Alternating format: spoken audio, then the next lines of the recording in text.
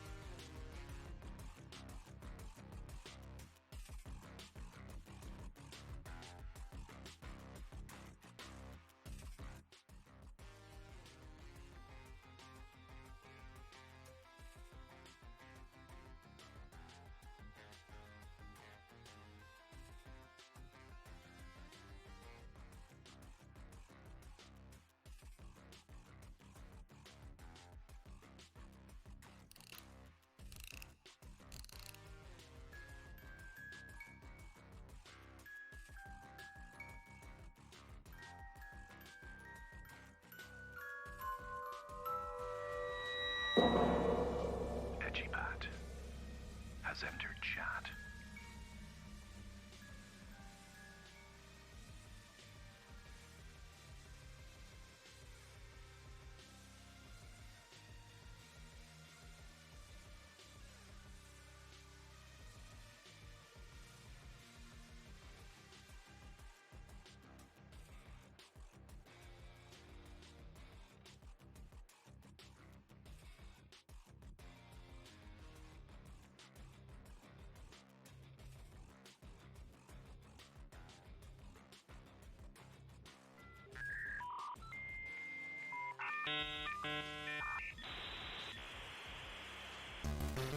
Drift is connected to chat at 56k baud.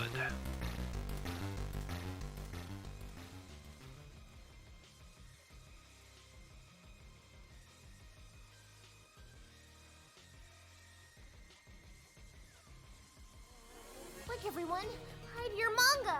Dreamcatcher Sky just entered Corvus's chat. Welcome to the stream, Dreamcatcher Senpai.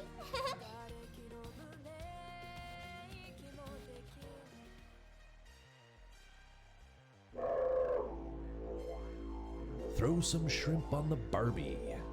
TJ, the man from down under, has entered chat.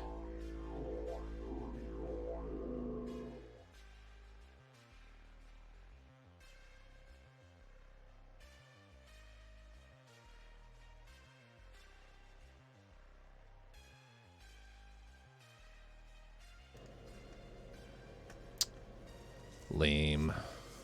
Muted mic. Such a noob.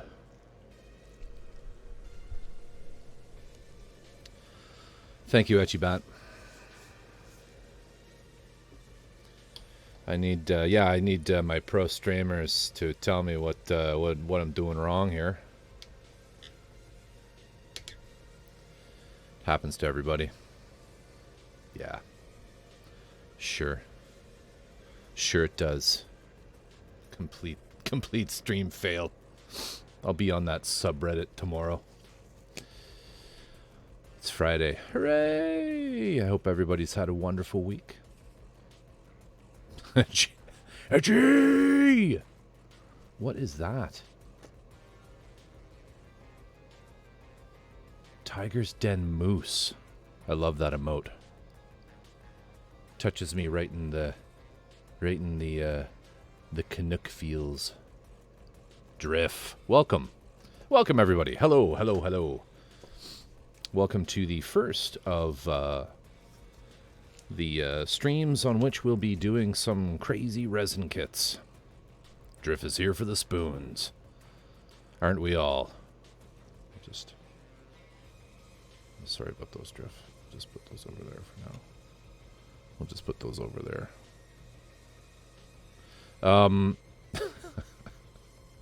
Is it legal to hunt and eat the mighty moose? Only when it's in season. Dream? Only when it's in season. Well, you can eat it anytime, but you can only hunt it when it's in season.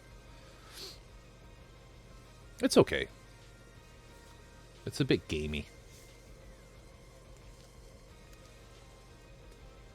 Is the music too loud?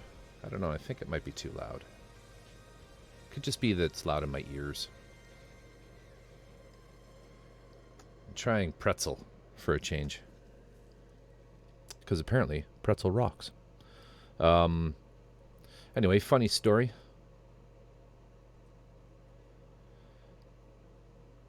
We fought a moose in a Corolla and won. Sadly, the photos didn't turn out of the massive moose ass print on the windshield. Did you accidentally hit a moose? Because in a Corolla, I am surprised. I am surprised that anyone walked away from that. Although a Corolla is probably low enough to the ground that you would go right underneath it. The concern is that the 800-pound animal shears the roofline off. All right. So, hope you've all had a great week. I know I haven't. No, that's okay. I'm fine. I'm fine. Hey, it's Tear Tear. Down Santa Monica Boulevard with the top down. Tear Tear 23 has just joined chat. Welcome, Tear Tear. So tonight we are going to be working on starting the... let me get a good shot here. Let me get a good picture. Going to be working on starting this bad boy. Come on, Stream Deck. Come on, Stream Deck.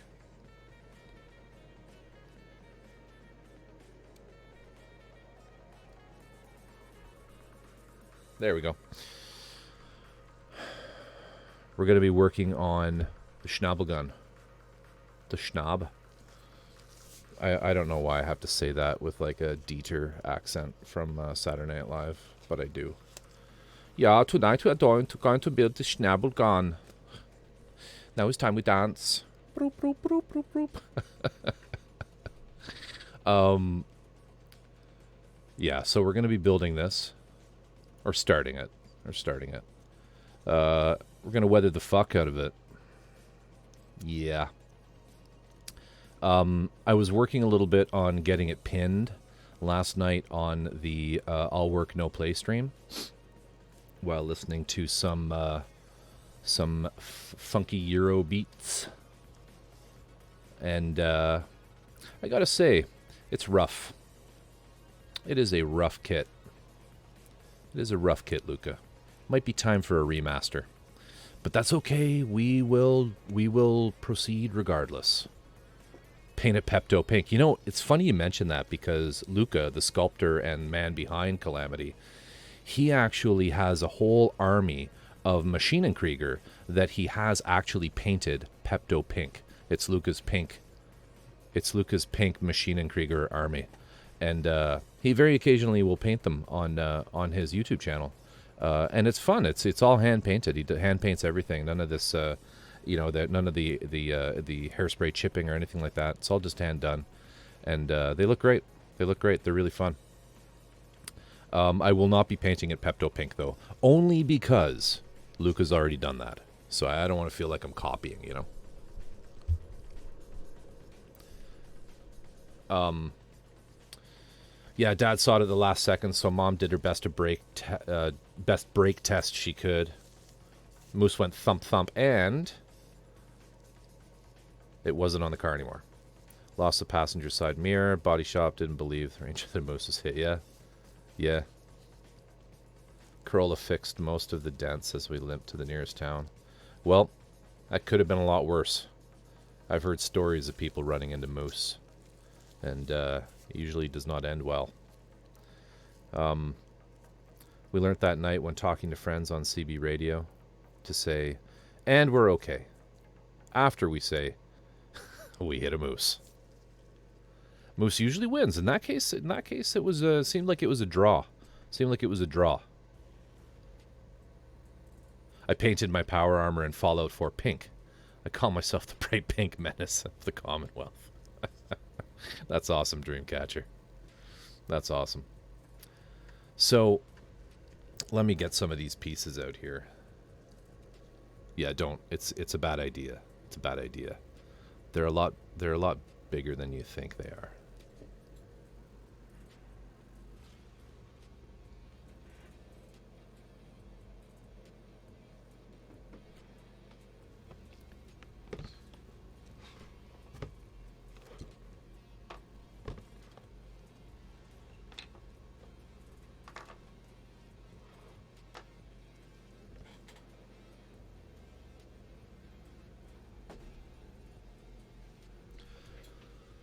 So last night, let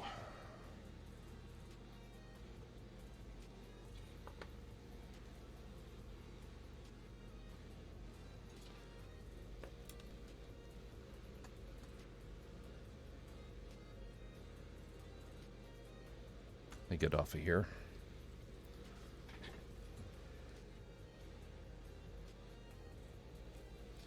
That's about right. All right, so as I was saying, the the goal of the day is to work on these pieces and get one sort of as a reference piece for the weathering process. On the last stream, I talked a little bit about the what needs to be done for cleaning up and getting a resin kit ready for painting.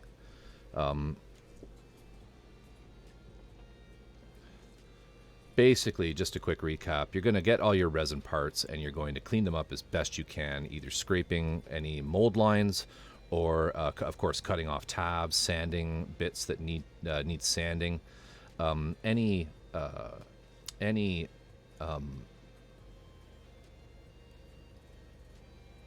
panel lines, like what you see here,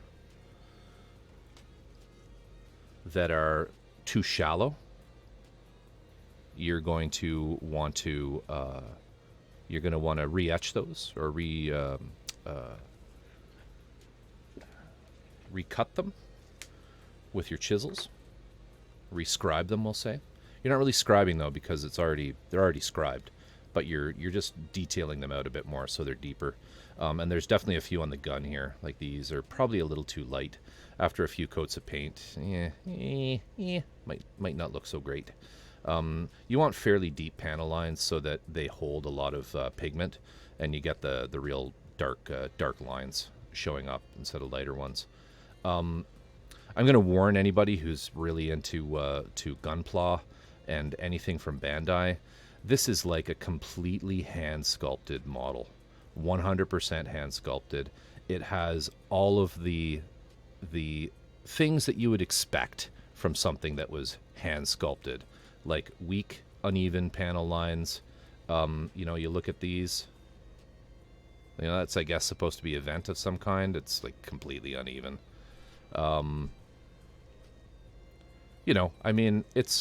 It's not perfection, right? It's not perfection.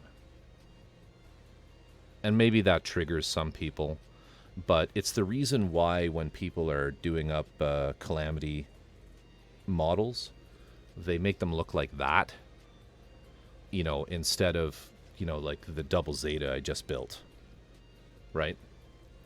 So just keep that in mind as you look at it. It might look a little rough compared to what you're used to, but it'll look great when it's done. I guarantee. Okay.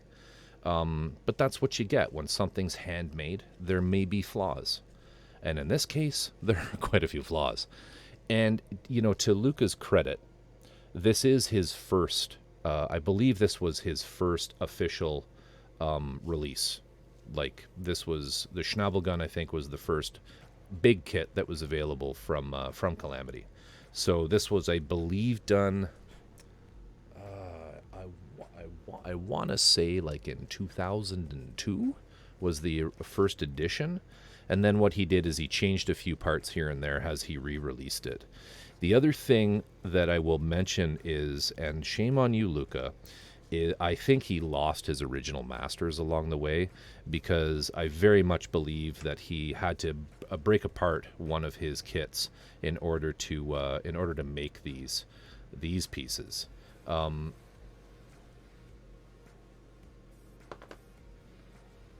And a good example of that, I'll catch up on chat in a sec, are these little pieces here. Like, you see that hole there? So I wonder if I can bring that out. I should be able to. Hang on a second, people.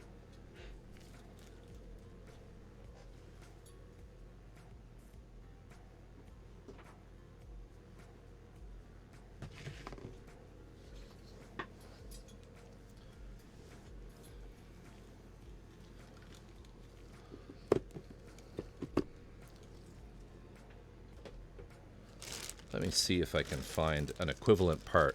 So this brown one, I have two of these, by the way. This brown one is the, you know what? I'm full of shit.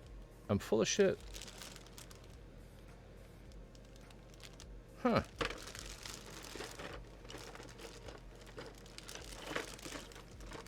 Or am I? Hold up.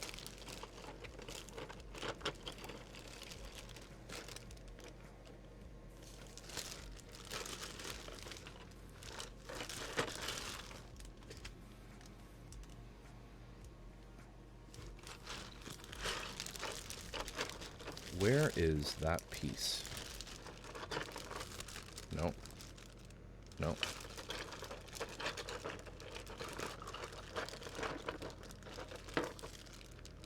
Yeah, no, I was completely wrong. Oh well. Alright, I take it all back. Luca's a genius. Anyway. We'll move on. Moral of the story is there's a few flaws in it. Don't worry about it, though. It'll look good. A great example are these two pieces. These are two armor pieces that go side by side up against the chassis. And I was kind of showing this on the stream yesterday, but you can see, it's difficult to see, but look at the distance here. Okay. And then look at that. This is supposed to be a symmetrical piece, right?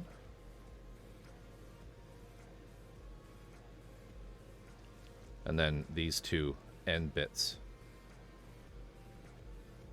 right? They're very different. So they sit differently on the model. It just looks a little, it's not as symmetrical as it could be, but it doesn't matter. Doesn't matter. It's all going to be awesome. So what I've done is I've got enough of it pinned that we can kind of get started. And some of you I know were watching last night, so you kind of saw what it looked like put together a little bit. We're probably not going to be able to show that today because I've washed about a dozen pieces, and so these pieces have gone through the degreaser, the Purple Power simple clean degreaser, and then they've had where they were scrubbed. And so my technique there, if anybody's interested, I basically just put them in Purple Power for about half an hour. You don't leave it in there for too long because Purple Power is corrosive. But you don't want it in there, and like I wouldn't leave it in overnight, you know what I mean? But half an hour is totally fine. After it's soaked for a while, and I missed some comments yesterday, or sorry, in the last stream. I apologize. I was sort of in a hurry to get to finish that stream up.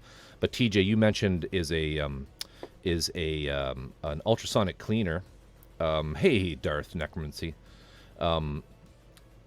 Is an ultrasonic cleaner okay? And yes, it is. However, I wouldn't rely on it solely to remove the mold release. I would ultrasonic clean, and then I would still probably scrub it a little bit. Yeah. But hey, everything helps, right? Yes, Schnabelgun.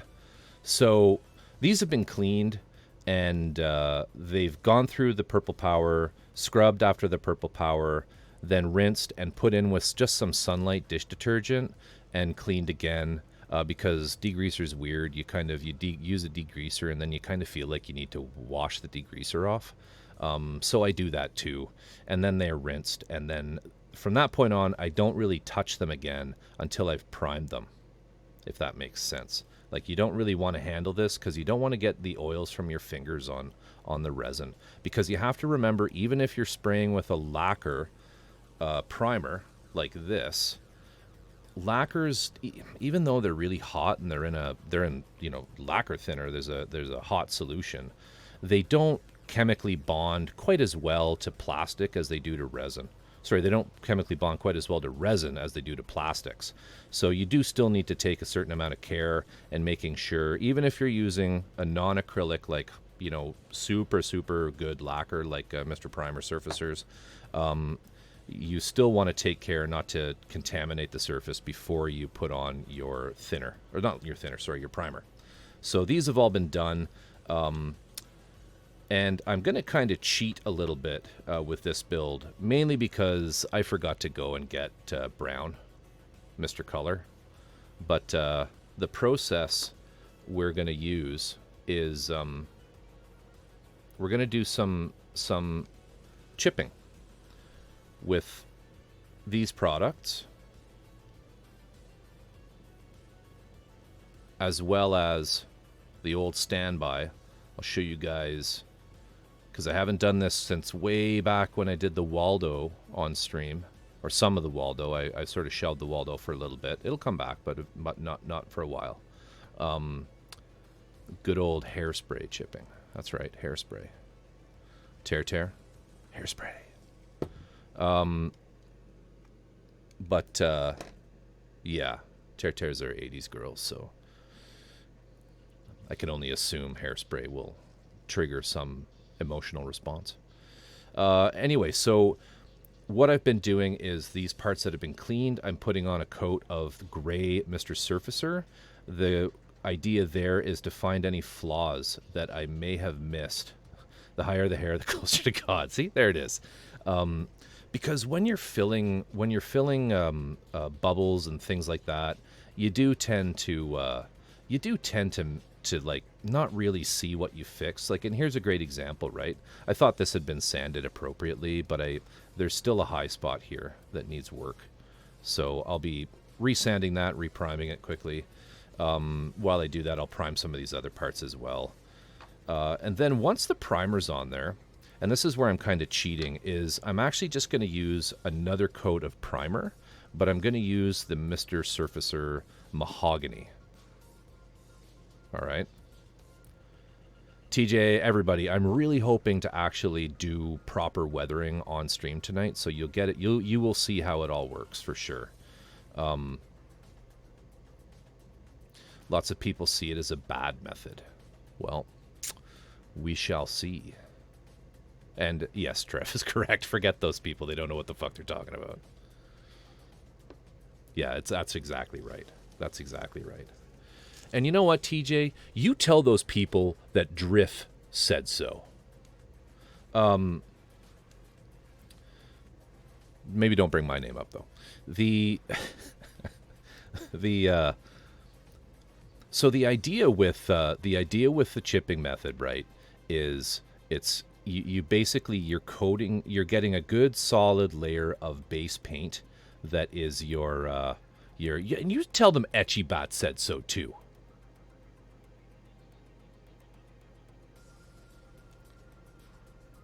I don't know why. Just do it. No, honestly, where did you hear that? Out of curiosity, who told you that? Because even Fordads, I know you do you don't really do probably a lot of armor. I think you'd said you don't do a lot of armor, but hairspray chipping is super, like, that's really like it's a mainstay of the hobby for armor, at least. Everybody's names, everybody said so, but me. Don't mention me.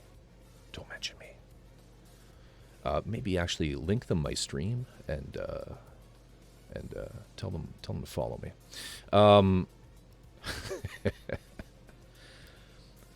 But so basically, yeah, a really good solid coat of lacquer as the base primer. All right, now that's important. Hang on, let me just roll back through chat. Let me roll back through chat because we talked about. Okay, some people came in here. I was blathering away about Meese. Definitely looking forward to the stream. I've never seen someone work on a resin kit. White Wolf, awesome. Resin kits are rare on, resin Mecha and stuff are rare on Twitch for some reason. I don't know why. I do kind of know why. It's because they're not nearly as accessible as you know, Snap Fit and Bandai and models in general. Sprues, unfortunately, Dreamcatcher, no sprues with resin kits. There are pour tabs though, which is the equivalent. Looking at the link you sent me, I cannot figure out how that guy made the stuff for the Kshatriya. Hey, I know, like, that thing is bonkers. Drift Etchy, I don't know if you saw that link I put in Discord. Do check it out though. Somebody basically like did a huge kit bash custom build of an HG Kshatriya. Similar to, the same one basically that TJ posted the picture of completed, and it's unbelievable. But you know, there's a little bit of bullshittery going on, I think, with a lot of those custom builds with the Gunpla guys. Is they kind of just, you know, oh yeah, I put this together. It's yeah, you know, I'm pretty proud of it. You know, hey everybody, here are a few links to it. I bet you that's like 2 years of work, but they didn't tell you that, right? He started that in 2018, probably. At least that's what I think, because it makes me feel better. Imagine somebody paints one of these with a thick black line to look like a comic book. Oh, Dreamcatcher! I'll see if I can't. I'll see if I can't send you some whispers later on. But there are tons of people who paint up Gunpla and Gundam in anime colors. It's a really neat effect. I've never done it, but it's very cool. They do it basically like cell shading, you know. Darn, it's cold. It's cold. I'm trying to finish table. Oil not happy. Glad it's a tad cooler today. Are you in Alberta? No, I'm in White Wolf. Are you in Cali, White Wolf? No, I'm in Alberta. Alberta's very cold. Okay, White Wolf is from Alberta. Mental note, don't make any fun of people from Alberta. There's an ongoing rivalry between BC and Alberta. Everybody knows it. Okay, I'm American. Whenever somebody mentions forest fires, I automatically think of California. You know, the fire state. Only you can prevent forest fires. The higher the hair, the closer to God. Triggers an olfactory response to bad people. Okay, going through here. Tell them Corvus. Yes, amazing. I ask mainly because I have a booth. Okay, sorry. Question. With primer, will acrylic primer work with resin, assuming proper cleaning? Okay. Yes. But it's not as good. Question, White Wolf, would be, what are you painting? Is it, you were doing conversions, right?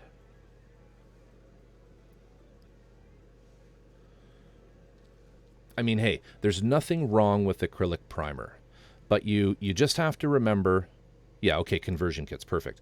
So you just have to remember your order of paints. So if your intention is to paint with acrylics for the rest of the model, then yeah, you're okay to start with an acrylic as a primer. However, if you have like an acrylic primer and then a whole bunch of jars of like Mr. Color paints, you're going to have problems because the lacquer will absolutely destroy the acrylic. So the order of paints is basically the bottom paint, the paint that likes to be on the bottom, is lacquer. Lacquers can't really go on top of any other paints. There's rare situations where you might get it to work, but I wouldn't recommend it. So if you're painting with something like Mr. Color, like if you're going to get jars of like this, you know, this stuff, come on, focus, you know, Gundam Color or just a regular Mr. Color, you definitely want to have some of that to start with, okay? So on top of lacquers, you can put anything. You can put enamels and you can put acrylics, all right? But that's actually the order: lacquer, enamel, acrylic. If you are painting with it, you can actually prime with an enamel, but again, if you start with enamels, you can't really spray lacquers on top of those. But you can spray acrylics on them. And acrylics, obviously, they can't really go on anything. The exception with acrylics are a lot of clear coats or acrylic clear coats, and they're fine to spray. You can sometimes get away with spraying acrylic clear coats and then putting a lacquer on top of that. But, again, mileage may vary. Main process I'm thinking is mostly acrylics for base coats and highlights, seal, then oils and enamels for weathering. Yeah, as long as you seal it, you can usually get away, and that's kind of the exception too with the acrylics. Most clear coats are acrylic clear coats, and you can absolutely paint and weather in oils and enamels over those over an acrylic clear coat. That works. The catch though is you want to do your clear coat and then you want to walk away from the whole thing for like a day or two to make sure that the paint is not just, that clear coat, is not just dry, but actually fully cured, because paint kind of goes through two steps. It dries and then it cures. So the curing process often takes much longer, particularly, and maybe somebody who deals with enamels more than I do, if there is somebody in chat, you can chime in, feel free. But enamels, acrylics, you're probably looking at 48 hours is probably your safe bet to let the clear coats cure. Yep. Cool. All right. So as I was going back to this, I'm kind of cheating a little bit because I'm just using this as my base rust coat. I may spray a little more black, some black just sort of detail here and there over this brown in order to create some shade for the rust. But this basically is going to be our rust layer. And this will all make sense as I start doing it. But what's going to happen is I'm going to use this very durable lacquer that I've got on here.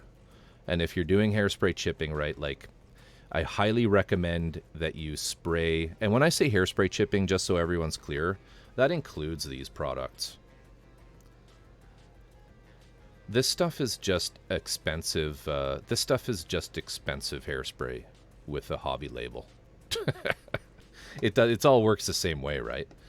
Depends on the gloss level too. Yeah, that's very true as well. Very true as well. So, and in fact, like the glossiness can sometimes be a problem. Like, I almost prefer. It's hard to say. Like, I sometimes just go with the if I'm doing oil paint rendering, I'll sometimes just go straight over the paint. I won't bother clear coating it and then going on top of that. But for weathering, I tend to use satin or gloss depending on what I'm intending. Yeah, my preference is satin for that because I find with a really, really gloss clear coat, if I'm doing a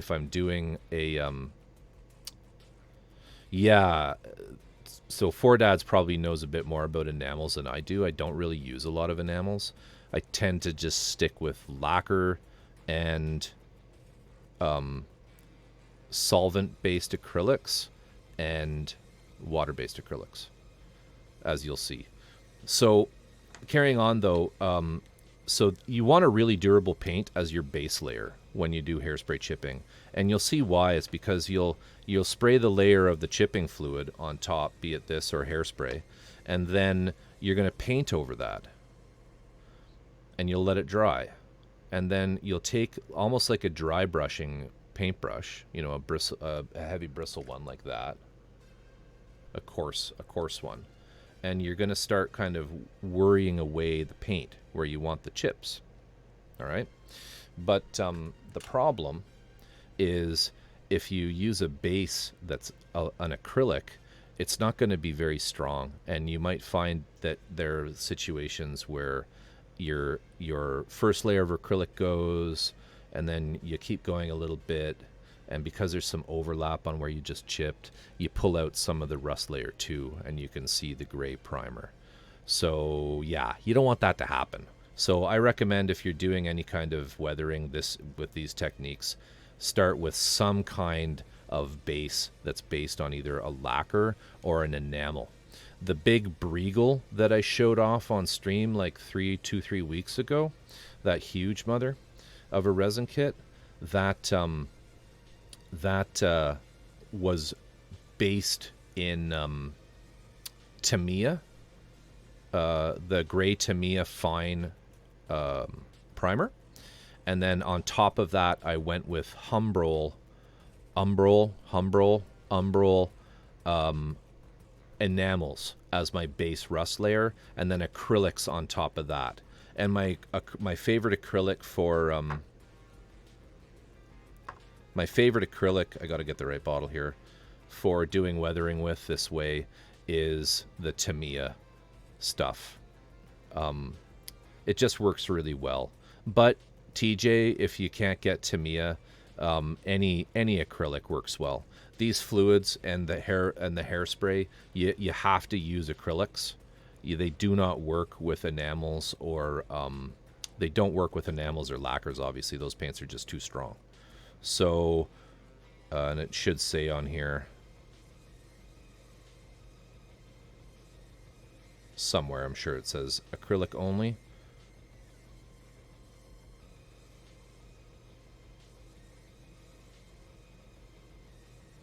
Yeah, so paint a second coat immediately.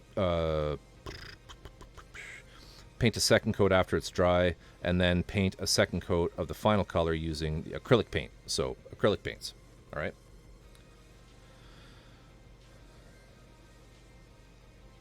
So, any questions? That's what I've done. So clean, clean, clean, clean, clean, clean, clean, clean. Gray. Check for errors. And so here's one here. So let's just quickly deal with that.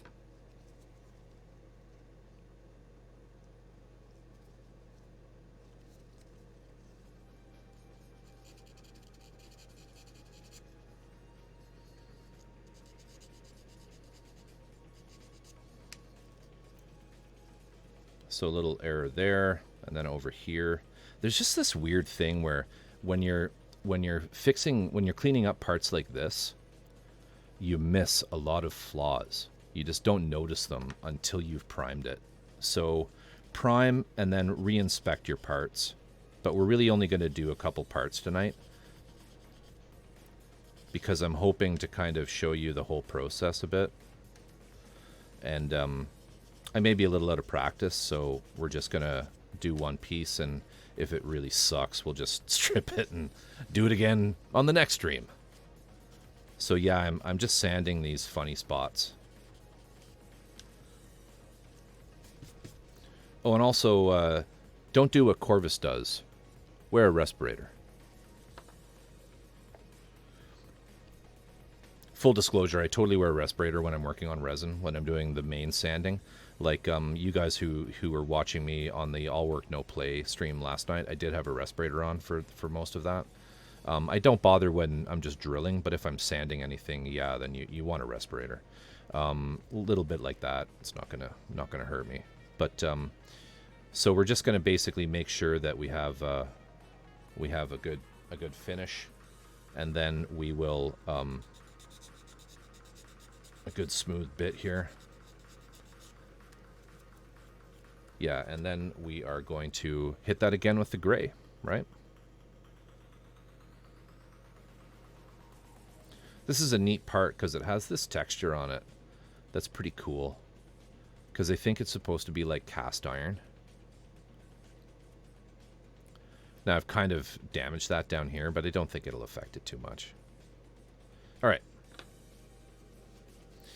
I've heard a lot of good things about the Tamiya acrylics, but I would prefer a booth that has a sealed fan first. I might look into some Mr. Surfacer primer in a week, though, as I'm getting a proper respirator next week.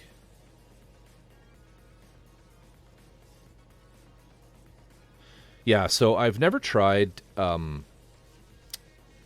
was I going to say? I've never tried the...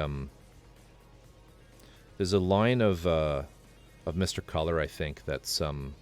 enamels. I've never used those, but all of these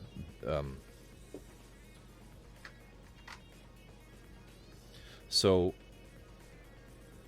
what Wolf these Mr. Colors and all of the Mr. Surfacer paints, you know, because there's several, right? There's mahogany, there's a whole bunch of different ones.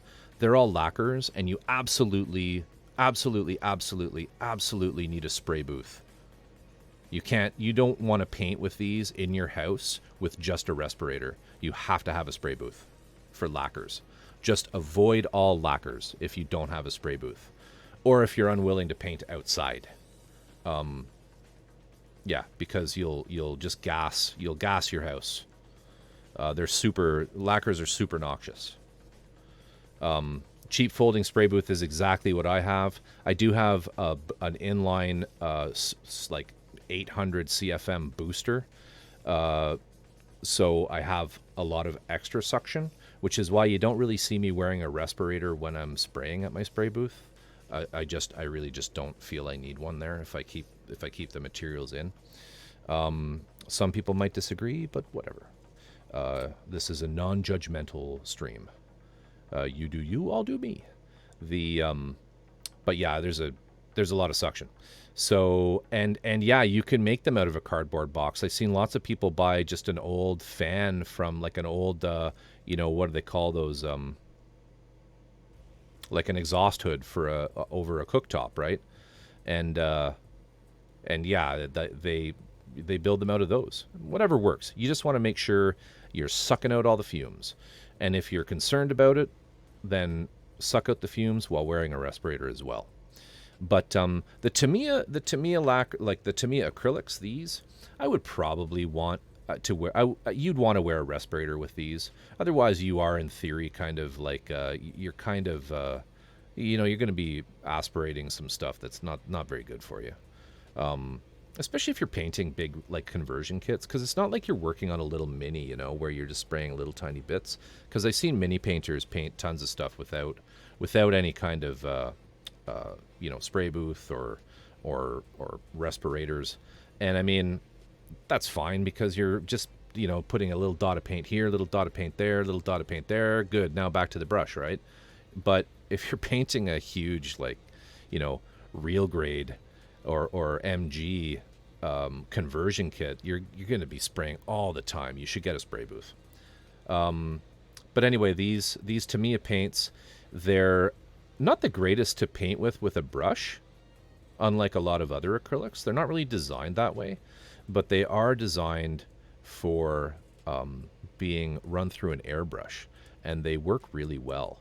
And while I'm not going to use it for airbrush chipping, I should try it actually, but they also, you can use the lacquer thinners with these, and they work really well in addition to that.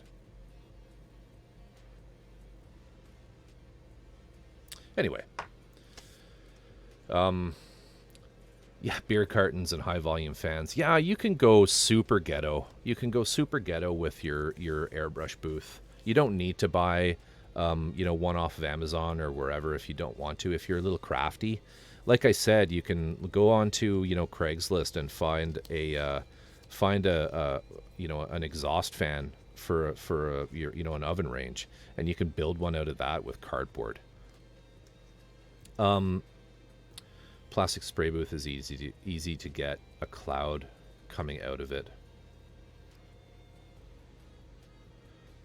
Yeah, plastic booth is pretty easy to get a cloud coming out of it. Ran into that issue.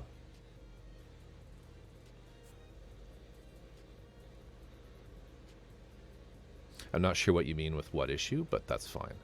And an LED strip, yeah. Yep. Bottle says flammable. Have you ever experimented with using fire to weather your builds? I haven't. That might be kind of cool. But I would be extremely careful with flames and fire around any lacquer products. You will burn your house down. And not in the good way. Oh, it doesn't get all the excess paint. Yeah, that's... I find, and a little tip for the cheapy plastic ones that you find on Amazon, like what I have, that you see me spraying at, like this one. Okay, that ain't right.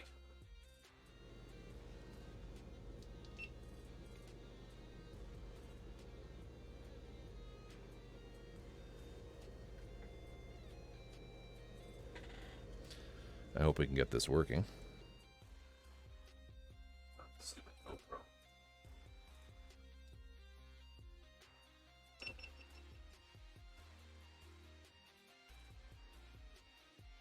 Bear with me here.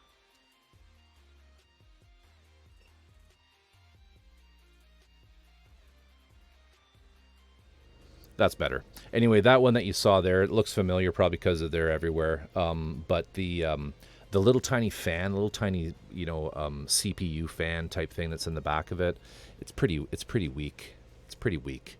So yeah, I would certainly maybe consider getting a some kind of inline blower that goes on the pipe that comes out the back, just to give it a little more oomph, which is what I did, and it just works like a dream right now.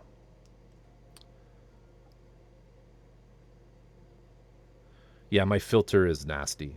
And that's the other thing too, if you have one of those or anyone with a spray booth, you got to clean the filter or replace it, because it has a huge impact as that thing fills up with particles. Your spray booth really does stop working correctly. So after you see it kind of getting a little janky, a little manky or whatever you want to call it, you're going to want to definitely vacuum it out, which is what I do. I just sort of suck all of the gunk out of it. Oh, and absolutely, if you're doing rattle cans, you can do a rattle can in a spray booth, but you are going to you're going to clog the filter so quickly with a rattle can is what I found. Anyway, so let's actually try to make some progress here. Always a pleasure talking to chat and all, but let's keep going. So what I'm going to do is I'm going to get a coat on this.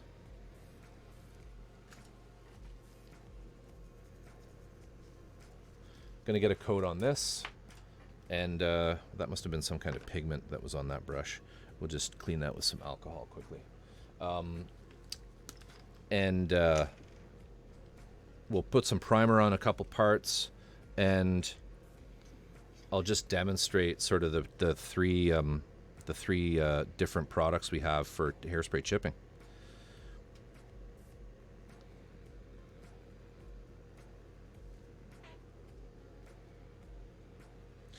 And as far as the colors for this thing, yeah, hulls don't fit in booths. Sounds like you need a bigger booth, mate. As far as the colors are concerned for the Schnab, we're going to go with these colors that Etchybat actually picked. She didn't really. She said, I think it should be green. And I said, I agree. So this is Field Gray.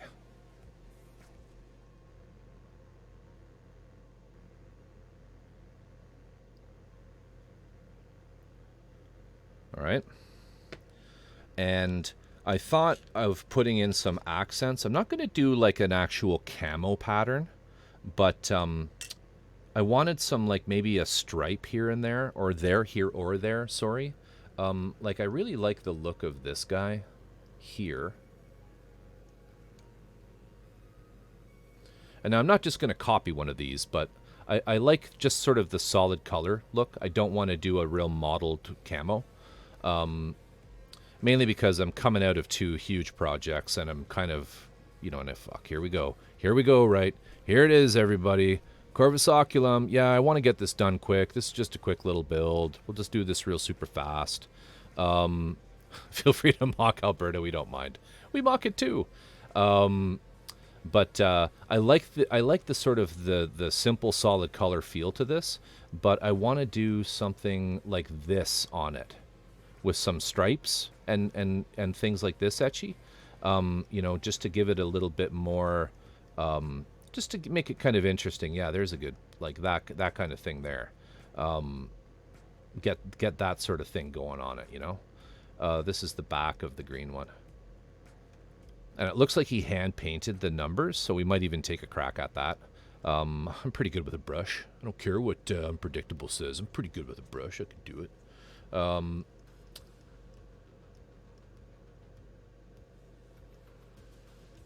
And this is probably the kind of weathering I'm looking for in terms of just the amount of wear and tear. And then they've gone an extra little distance and added some, like, shiny metal through it, which is pretty cool. So anyway, that's kind of the look we're going for with the greens. And I thought, like, so if I had that as my base green, right? Even though it says it's field gray, it's green. To me, that's green. And I was thinking that, well, I got this color because Tamiya, that's the other thing, is Tamiya bottle caps lie, right? This is actually this. And I thought that's maybe a bit too dark, don't you think? I don't know. For a highlight. Mind you, maybe this is too dark too. Maybe we want something in between these. What do you guys think? Like, if I paint the whole thing in that and then chip, do you think that's going to be too dark?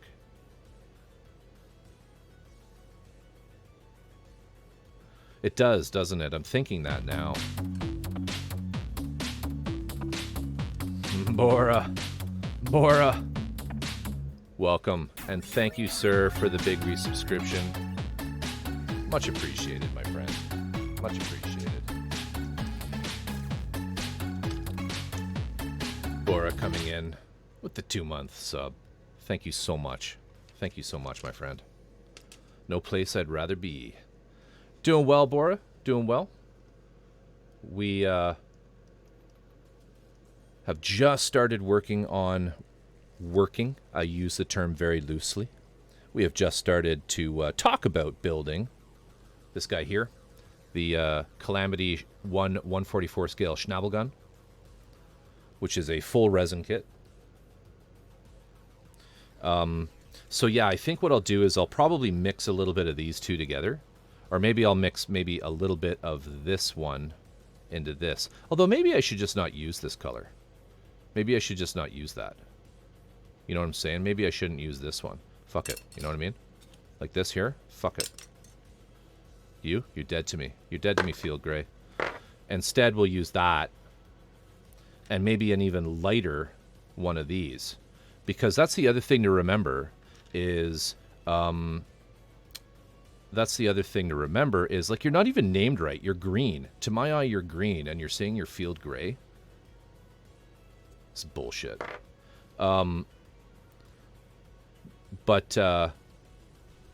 Yeah. You know, maybe we should just go with this color. That's what we're going to do. And here's why.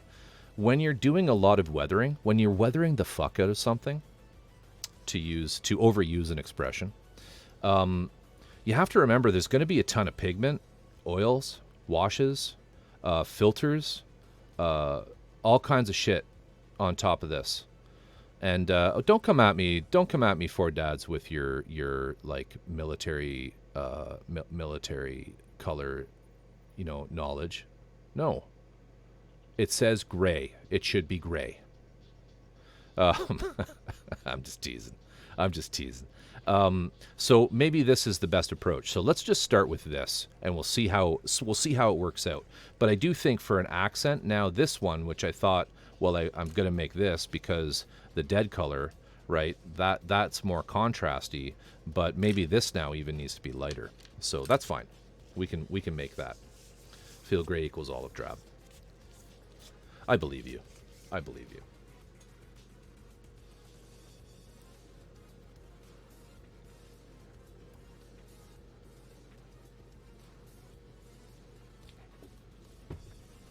I hope when I drink, you guys can't hear me drinking. You tell me, right? Okay, so let's prime some stuff. I want to have at least 3 pieces primed. And we'll try each of the different products. Okay?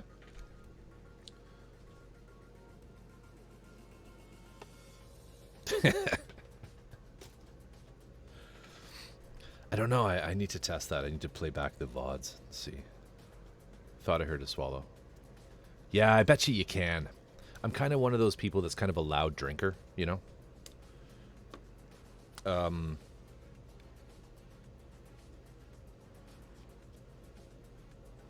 And camo has no pattern. I gotta be honest with you, Four Dad. Sometimes you make no sense to me. What does that mean? Camo has no pattern. Camo is a pattern. Right? Am I right? Back me up here, chat. I don't understand.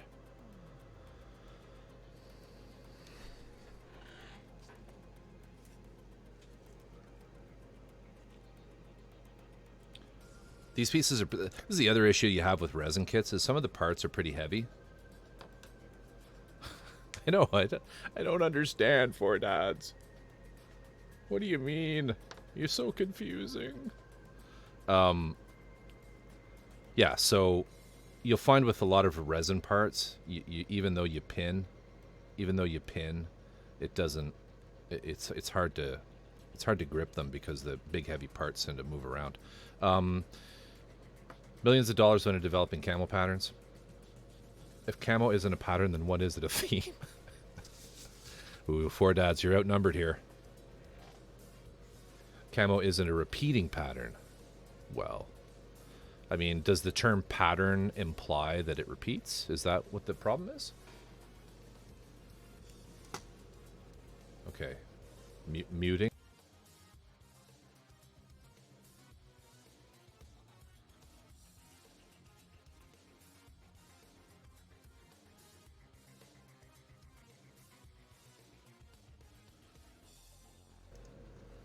A camo pattern is a set of colors but not in a set order or design.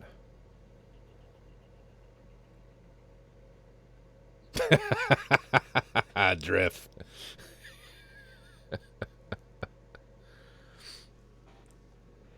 Good. I'm gonna have a drink now. I'm gonna leave it to your imagination. Camel pattern is a set of colors, but not in a set order or design.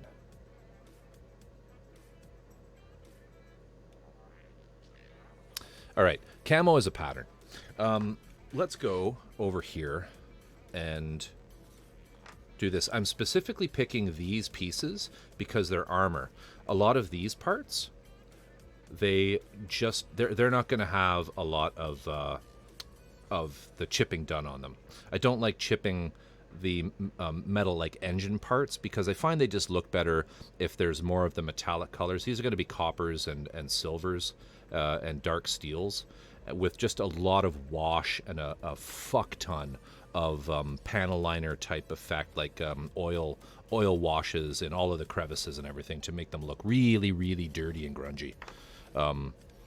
So I'm picking armor plate for the chipping very much on purpose. All right. So without further ado, let's get gray back on these two pieces. I need another clip.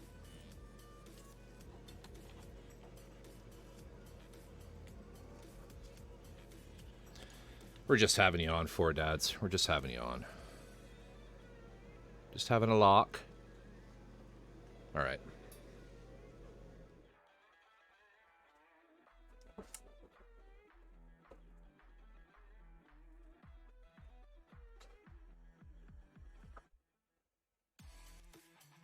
Forgot to get chat going here on my phone.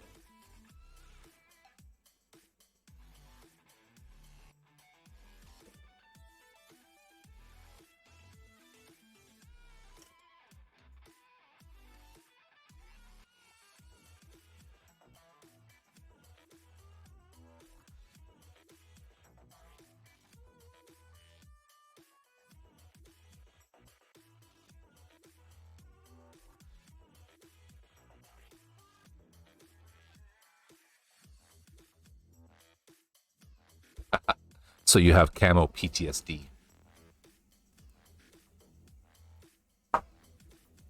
Okay, so we're going to start with the Surfacer 1000.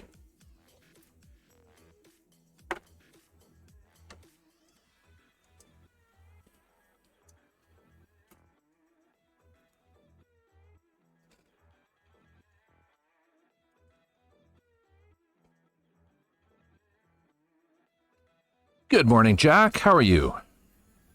Welcome aboard.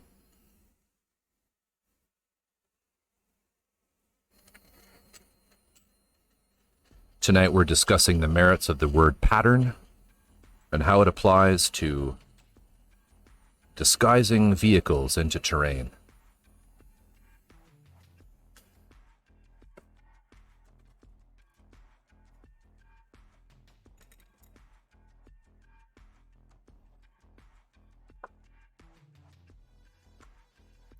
Now for this, I'm just using Mr. Color Standard Thinner.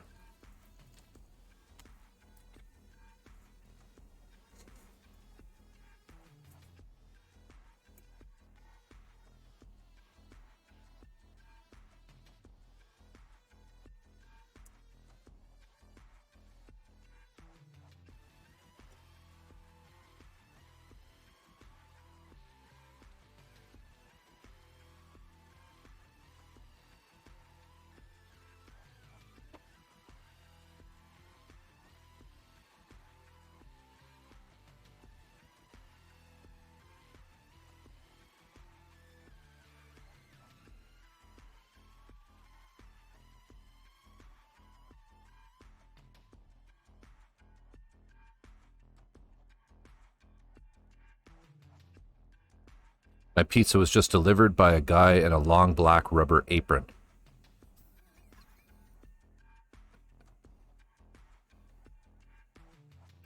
Was he wearing a big metal pyramid on his head?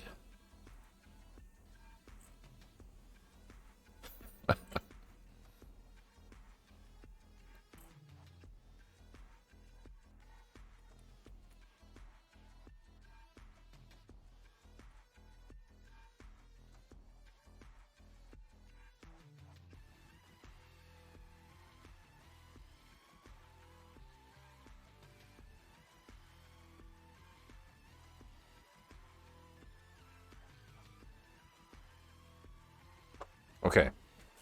So.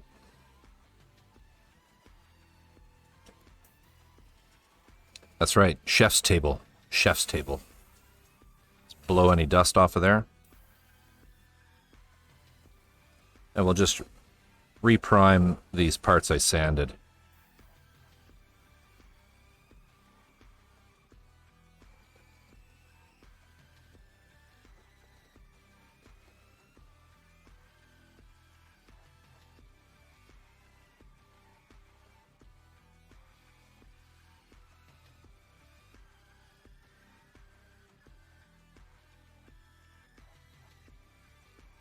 It's good.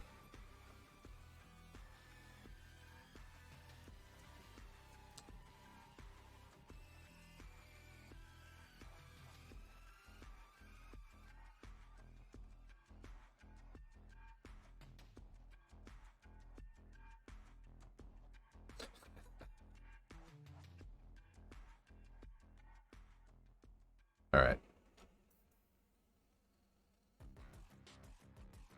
Actually,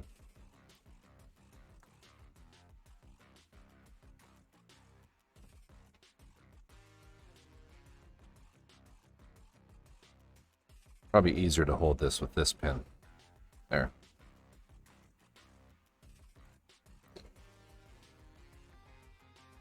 Or not.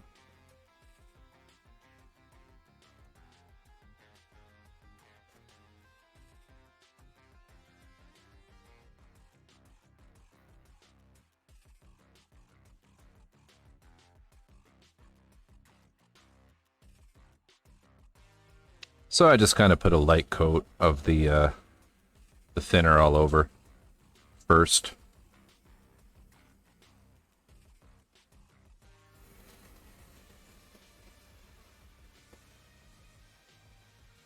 Just keep building it up.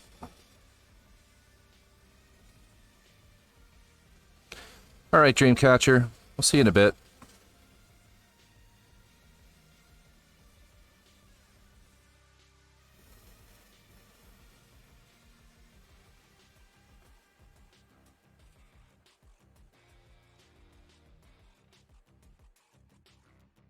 Sorry, why thinner first, out of curiosity?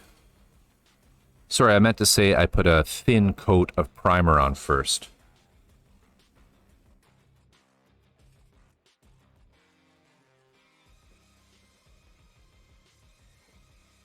This is like the shittiest clamp.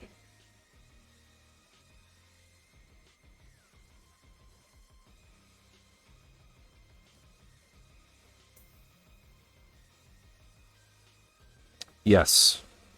What Bora said. Jesus. Alright. Just, I guess we're meant to paint this side.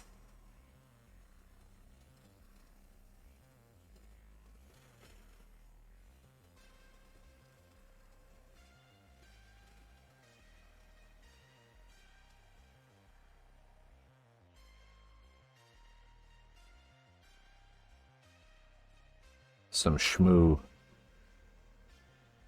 there. Not sure what that is. Oh well. Doesn't matter, because we're weathering the fuck out of it.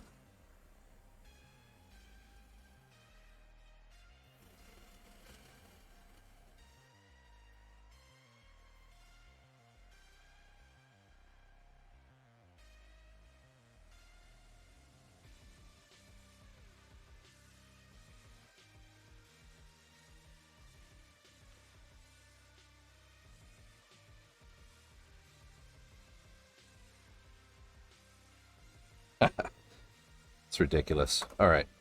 This isn't going to work. Okay. I'm going to do that a little differently.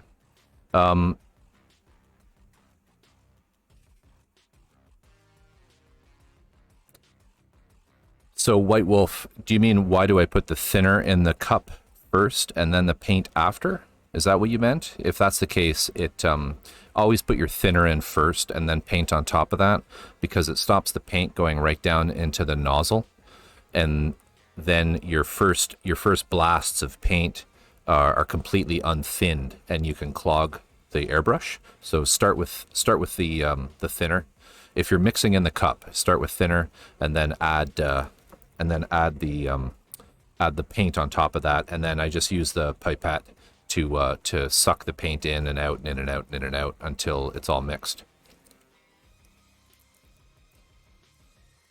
You don't have to mix in the cup, but it's faster. And if you're painting really big kits like Gunpla, resin conversions, you're going to want to mix in the cup. It just works faster. And with Tamiya, with Mr. Color, and that's it. With those two paints, I generally will always mix 1-to-1, 1 part primer to 1 part paint.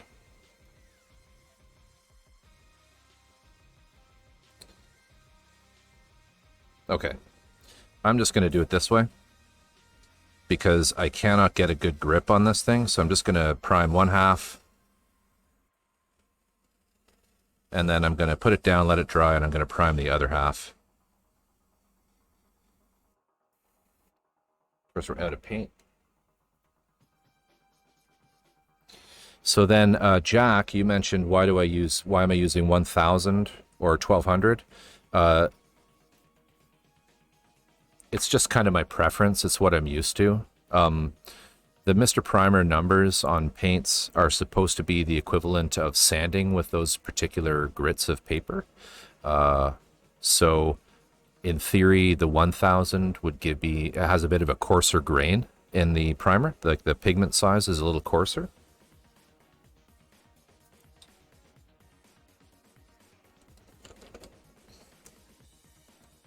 But honestly, I kind of just get what's available.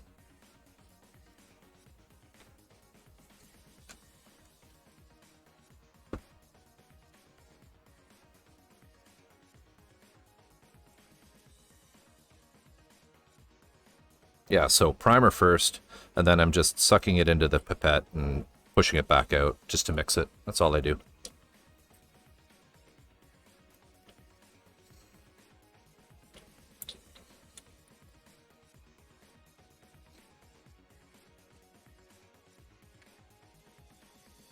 Weathering hiding crime since 1900. Absolutely true.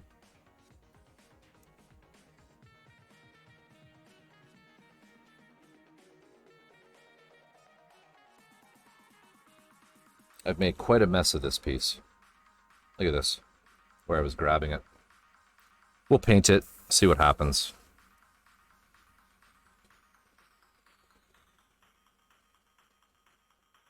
That's why you use a lid.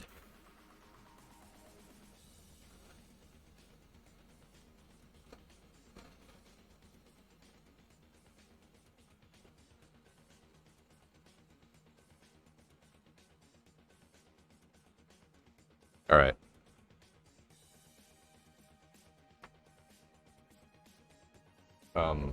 Let's let that dry for a minute. That works. I just thought it was a technique I hadn't heard that works lacquer smoothly or something. Yeah, okay. Now,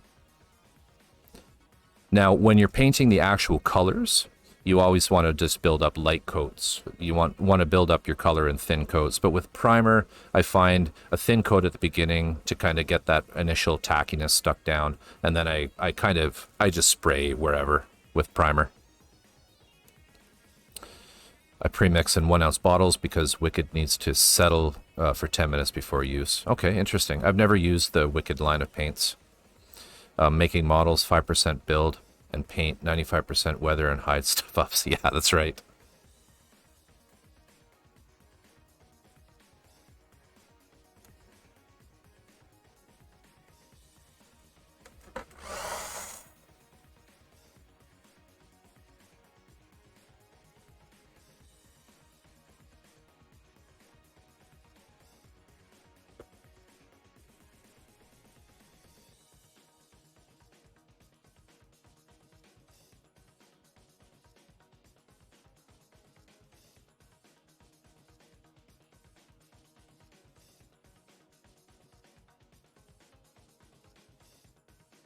Yeah, I'm making a right mess of this part, so we're gonna move on. We're gonna do this instead.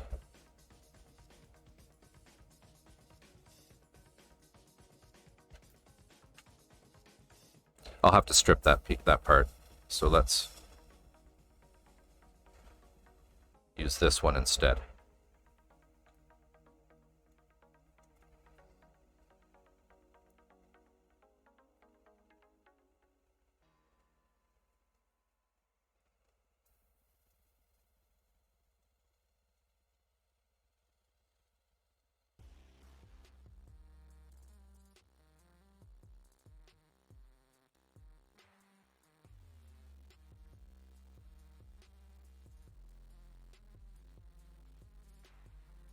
Donna at Maple Airbrush carries it. I figured why not try it. Their opaque line.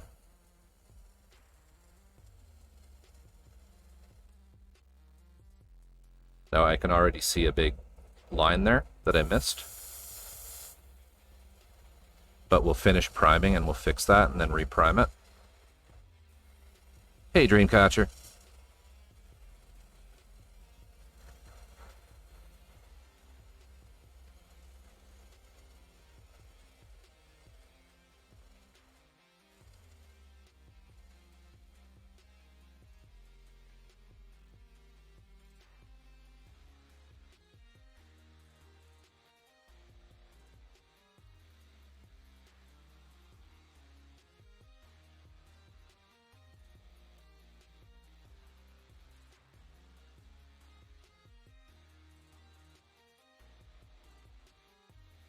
It's hard airbrushing with headphones on because I can't hear the brush.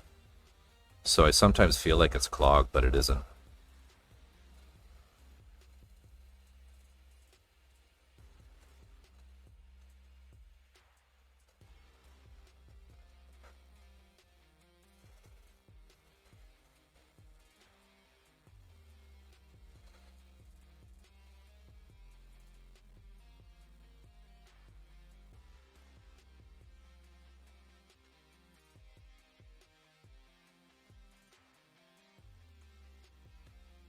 Might as well finish the paint.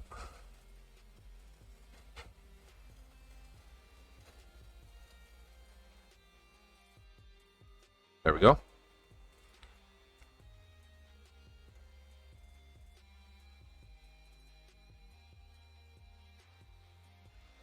All right.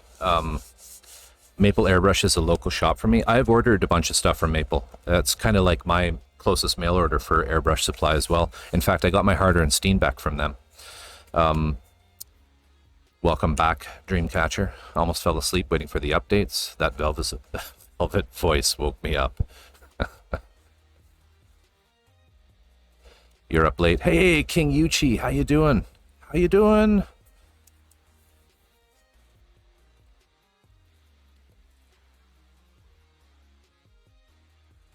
Why do you even wear headphones? I'll tell you when I go back to the other scene. Does Donna include candies for you too? Yes, she does. Maple candies from Maple Airbrush. Okay, we'll give this a quick clean. Spray lacquer thinner everywhere.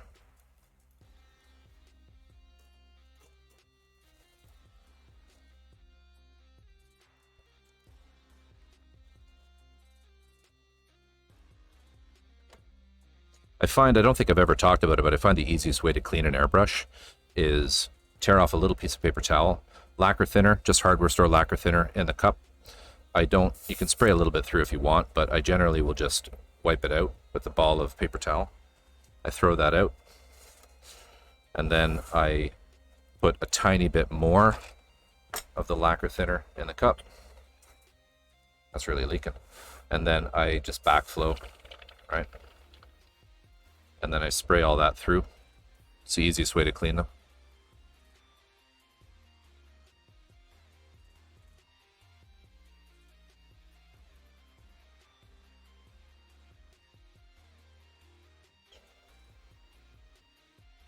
All right.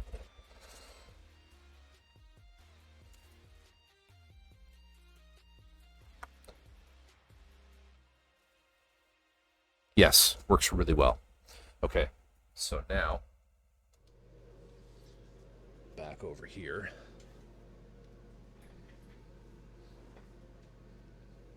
So Darth, you're going to want to use an alcohol.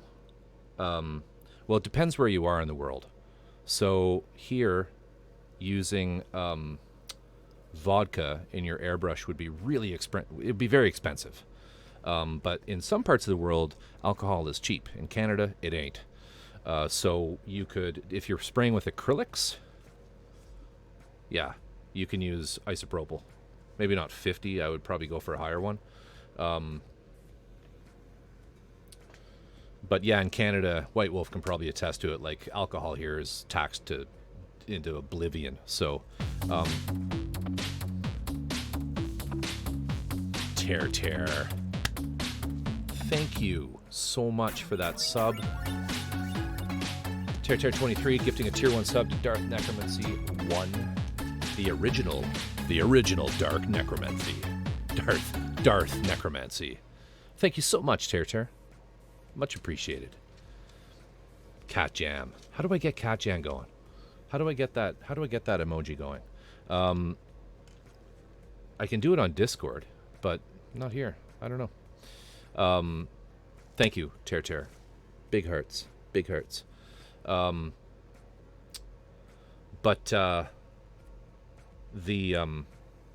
So alcohol, you can use alcohol to clean acrylics out of your airbrush, but they won't work with lacquers.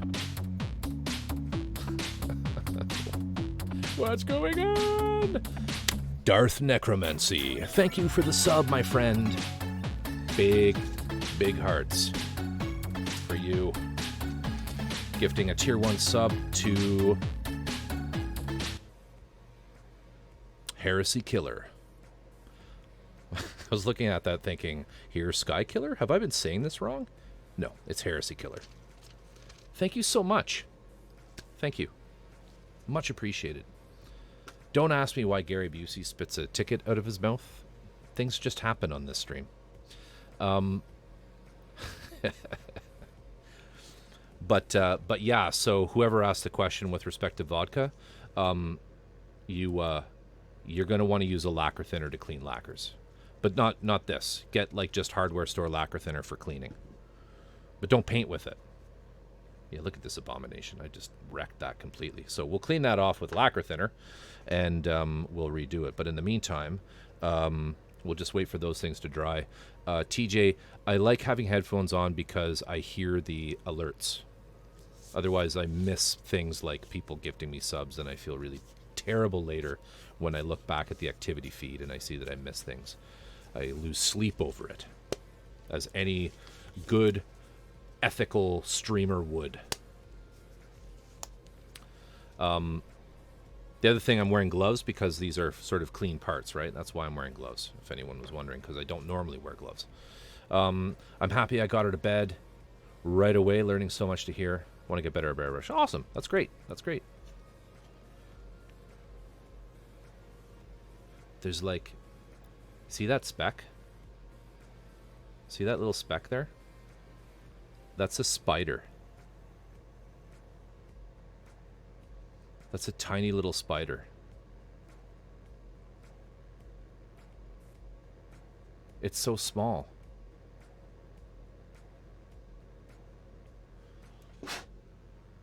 Now it's over there. That speck was a tiny little spider, Tear. In that case, hear this. Thank you so much, TJ. Much appreciated.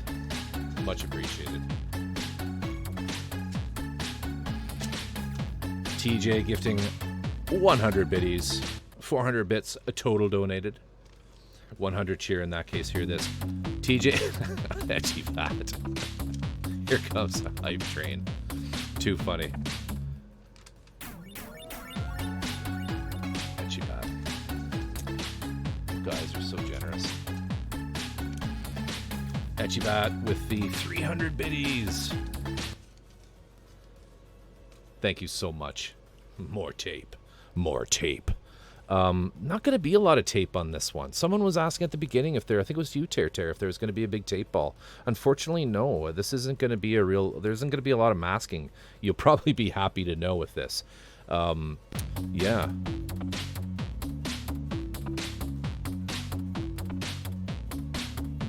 nippers. There will be nippers. Oh, you guys. You guys.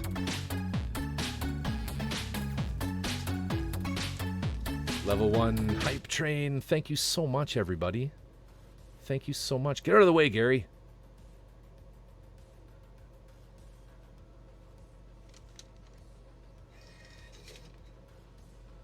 Thank you. Thank you, Etchibat. Much appreciated. And we got one more here. We got one more here. Bora, thank you for the bits as well.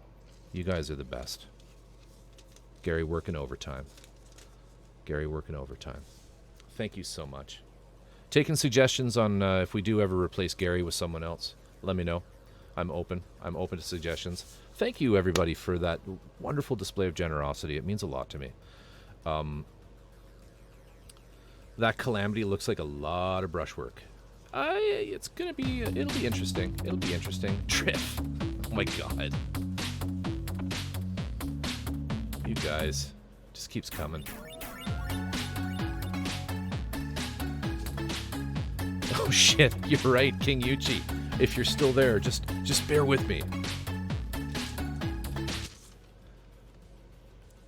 Drift.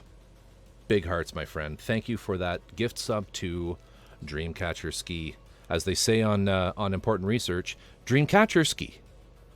Dreamcatcher. Free sub for you from Drift. You owe him. You owe him. Thank you, everybody. That was awesome. That was awesome. So, King Yuchi. This is... I'm not too distracted here, guys. I do have to just wait for that to cure up a bit before I put the next one on.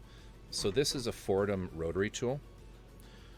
Sort of above me is a giant pole sticking up in the sky beside me, and there's this great big motor on it. Looks like that. And the switch lets it go in direction 2 or direction 1. Yeah. I think most people have the SR series because the other one, it's the TR. I think the TR is like a really, really high torque one that's really meant for wood carving. Yeah. Oh, okay, yeah. So this is what's on the end.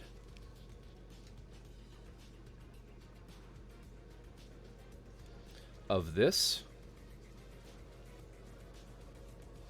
And so there's a great big flexible shaft that's used on these. You want to keep them at a 90-degree angle. You don't want to just bend it anywhere. But I have Etchibat actually uses this exact same thing, but she has a what do they call that? Like a quick release chuck on hers. I use a quick release. It's not really a chuck, is it?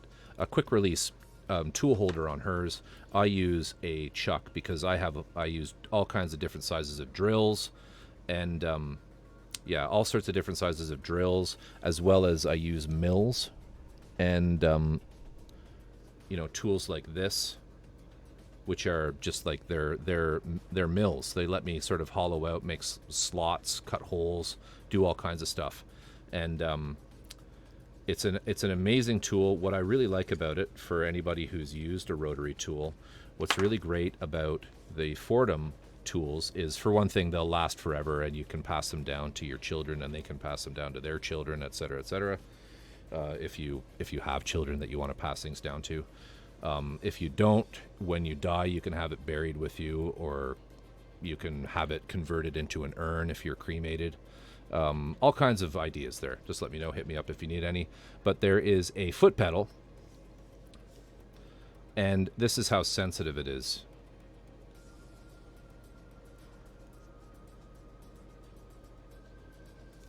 Got to turn it on. All right, here we go.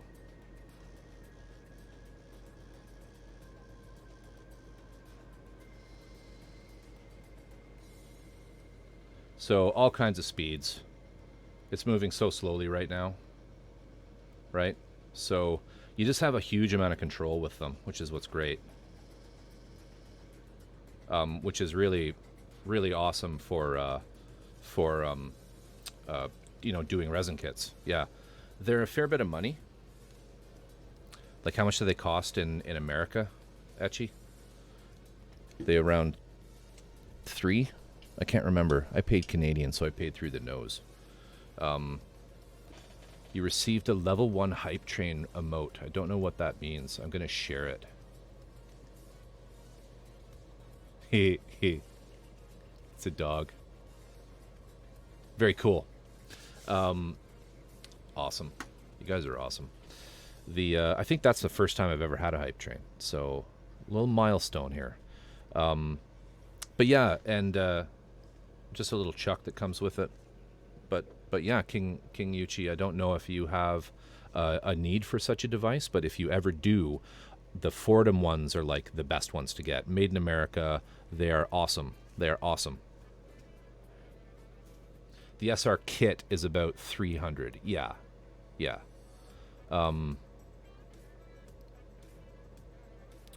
Right. Yeah, well, definitely for that kind of a thing, definitely check out the Fordham kit, because there's a few different kits, I believe. There's sort of a general one. There's one for jewelers. There's all sorts of them. And like I said, that we have the SR series, which is I think it'll run a little slower, but it doesn't have as much torque as the larger TR motor, which is really meant for wood carving, is my understanding of it. And Etchibat uses it's more of like a clamping attachment on the end that uses, I think, a collet. So they're great for quick, if you have a whole bunch of bits that are the same size, like have the exact same shaft size, they are perfect for it, but you're tied to that one shaft size. I think, and Etchibat, correct me if I'm wrong, you're tied to that shaft size unless you change the collet that's in that. But the chuck version, you can put anything in it. Well, up to a point, obviously. All right. We should be able to paint the rust now.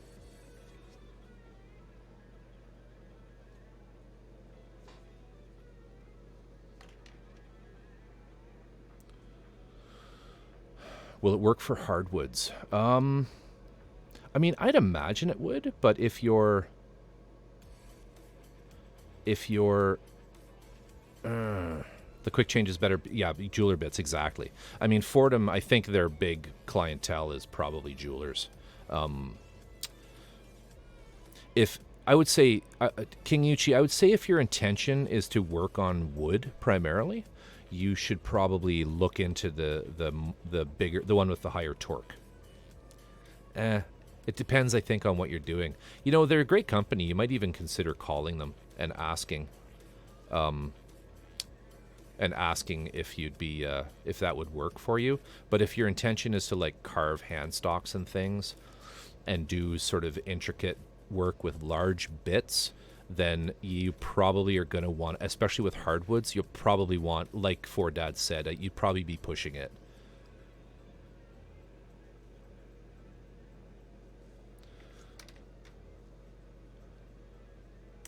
Yeah, then definitely look into the bigger one.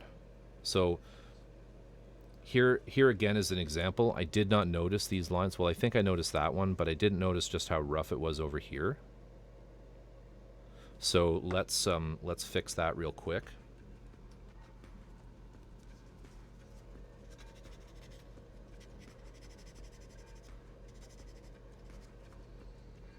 It's this weird effect with resin where after you've primed it, you can see it's the matte primer. It just makes all of the little flaws really pop out, and you can see them a lot better.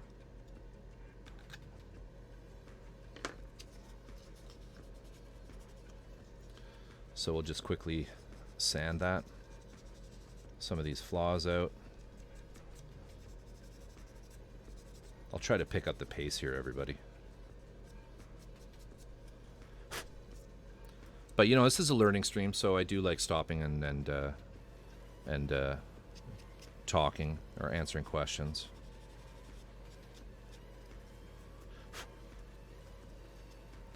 Then over here on this side, I have not built I have not built the nut armor yet. I think what I'm going to do, Jack, is I'm going to kind of just get a little bit of my mojo back with weathering on a few of these parts. And then maybe on a stream very soon, we'll be building some nut armor. And when I say nut armor, I don't mean armor for my nuts. I mean armor for nuts. Oh, Jesus.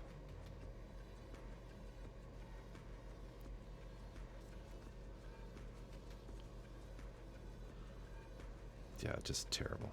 Terrible.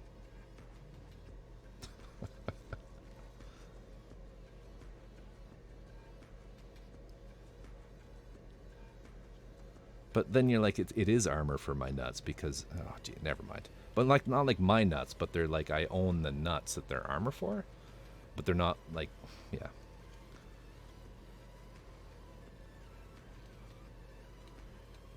Such a weird little spot for this. Like, why is this here? Why didn't they put this seam right on the edge? You know?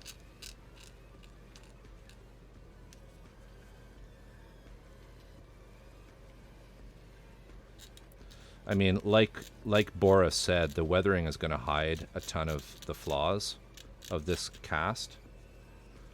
But, here we go again. Cam was a pattern and nut armor is not for nuts. Wait for 4 dads, everybody. Well, technically, nut armor is not really armor.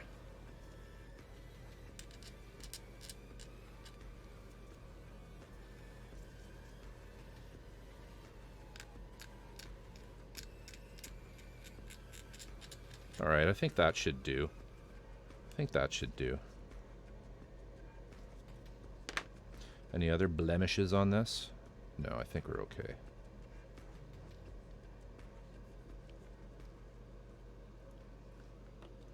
I don't know what the fuck they are.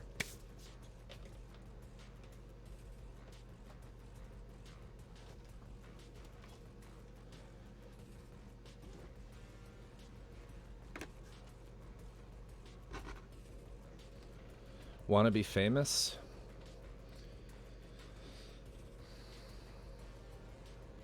Someone click on that and say no. I'm kidding, don't do that. I don't have my mod view open. Hang on a minute.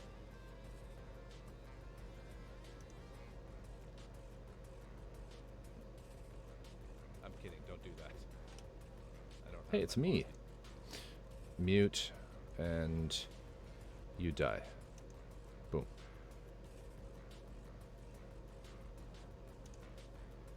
Okay, this is the nut armor for anybody who's really confused right now. I love those nuts. Are you the ShamWow guy? You'll love my nuts! So this is a kit from Suyata that has 4, like, they're literally Mecha nuts. There's an almond, a walnut, a peanut. No, sorry, this is a chestnut, an almond, a peanut, and a walnut. Yeah, ShamWow guy, that's right, it's the same guy. They don't actually use real nuts. You don't need to provide your own nuts. Terrible. There are plastic nuts included. I know, Rite Aid, I know. But I saw them at the hobby store, and I'm just like, these are now mine.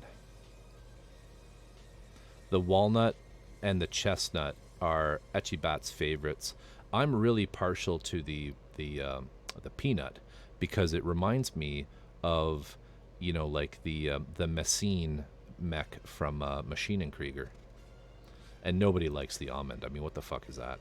But nobody likes you, almond.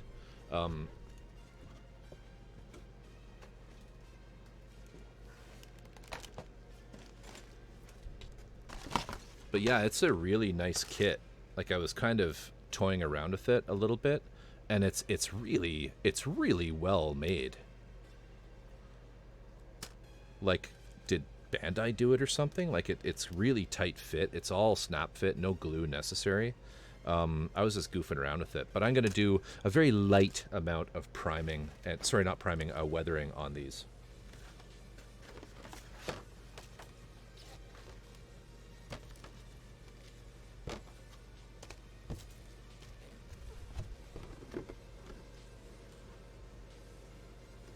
Yeah, I was just teasing. The almond's pretty cool.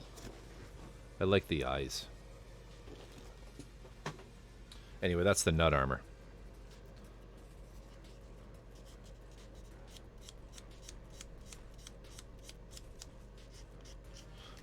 Okay, let's throw a little gray on there again.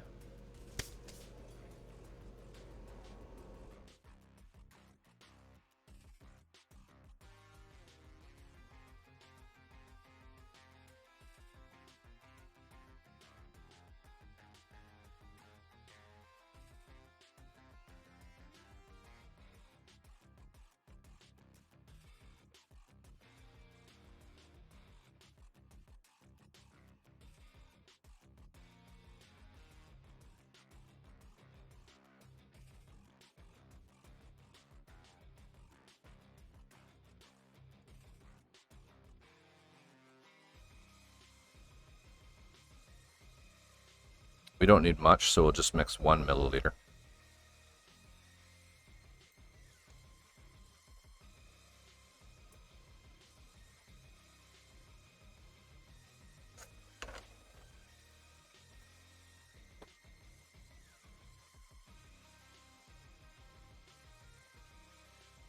Yeah, the kit is from Suyata. And you can buy them separately for about $20. The whole thing was for four times the price, $80.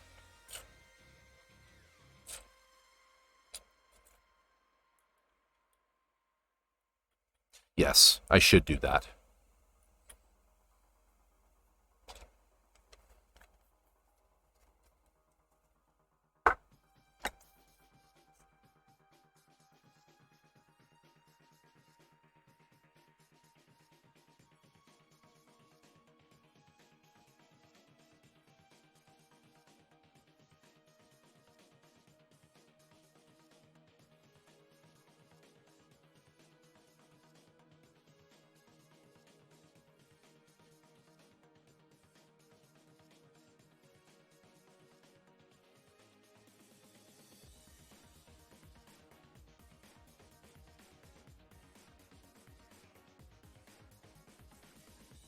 Okay.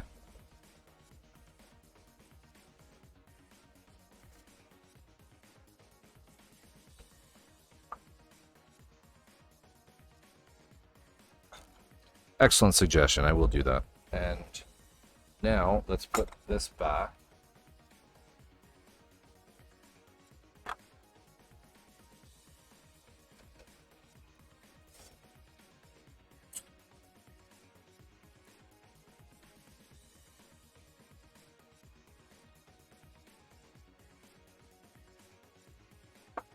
Clean this quickly. And then we'll put the brown on.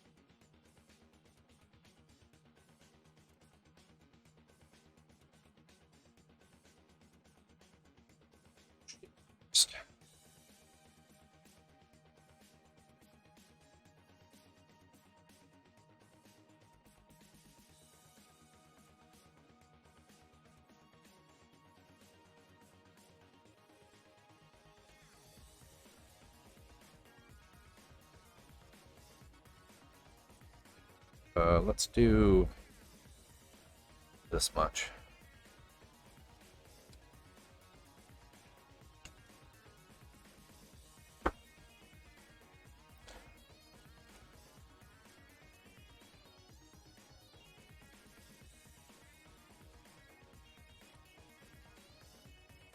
X.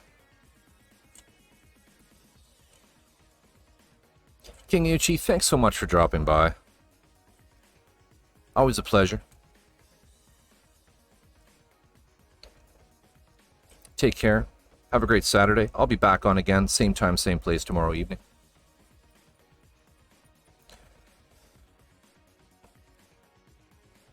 I hope to get...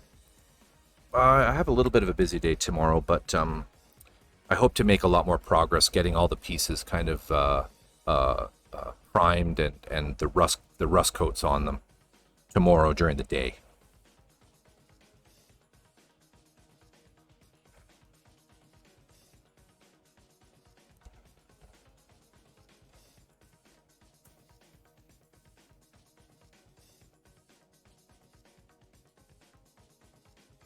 But we should be... I may just skip that last piece for now, in terms of putting the rust color on it, and we'll just start weathering.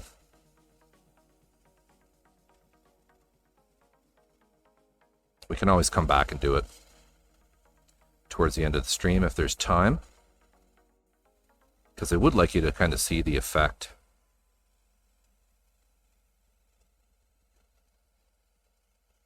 Just get a good coat.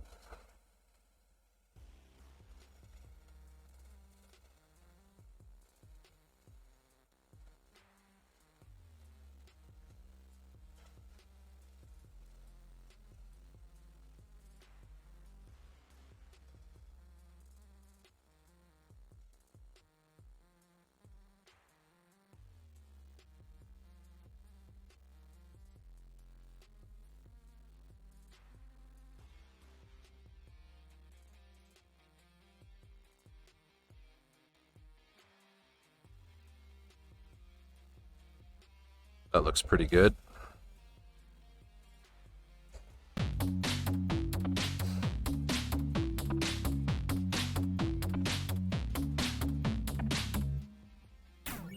Heresy Killer, thank you so much.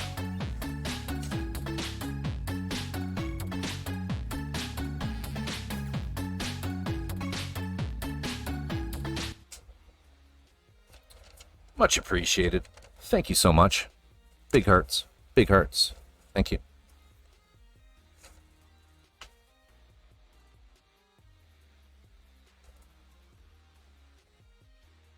I'm working on trying to get the TTS working for messages after bits.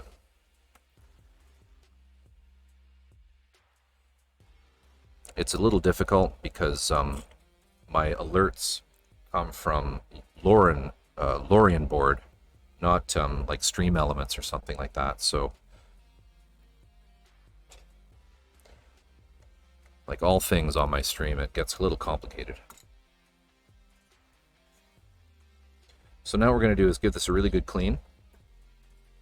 There's so much cleaning when you airbrush. And then we're going to spray, let's start with the heavy chipping fluid from AK Interactive. Or actually, I'll let you guys decide. Would you rather see me do the heavy chipping fluid from AK first, or the hairspray?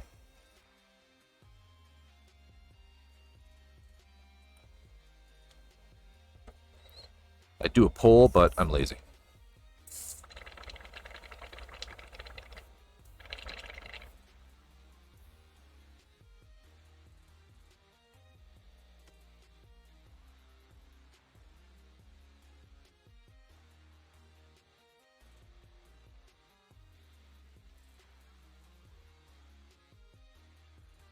Dealer's choice, all right.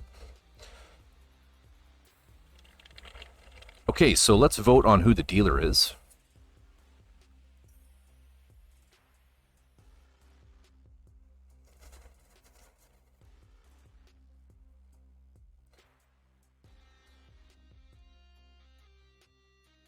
All in favor of Drift being the dealer, say aye.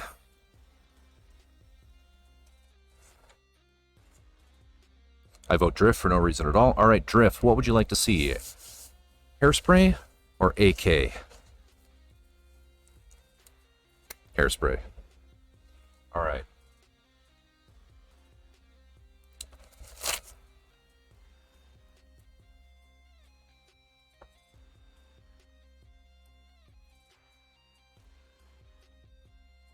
You got it.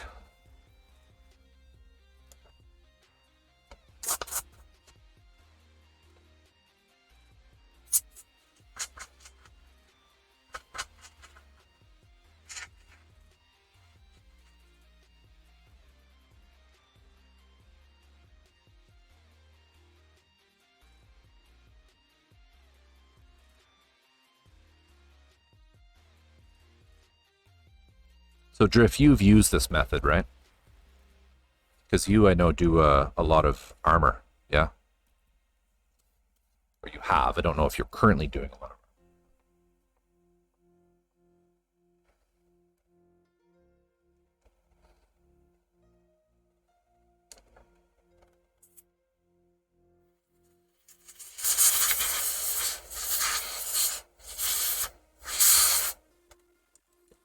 TJ, clay pomade. Clay pomade.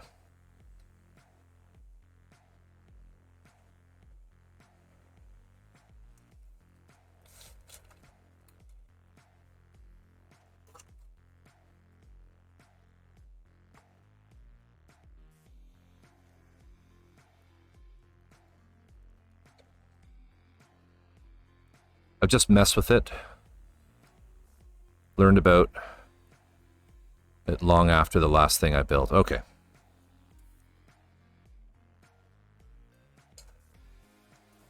So the thing with the hairspray chipping is not all hairspray is created equal. I like the Tresemme product, the number 3.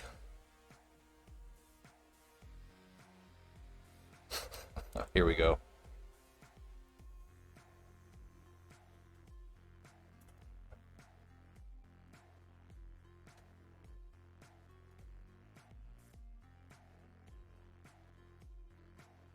Oh, that's okay. Wasn't triggered. All right.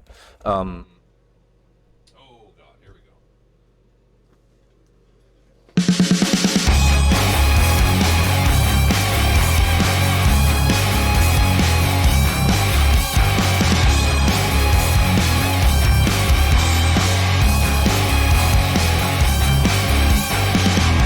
More tape for the tape god.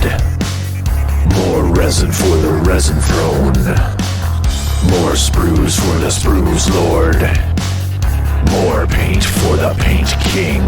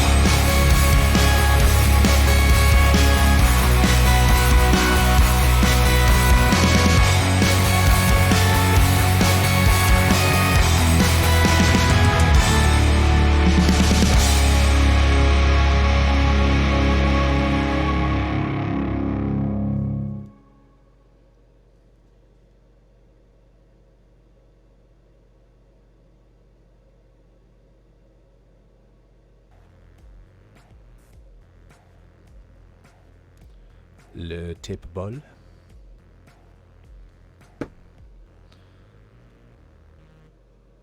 Who redeemed that? Was it Drift?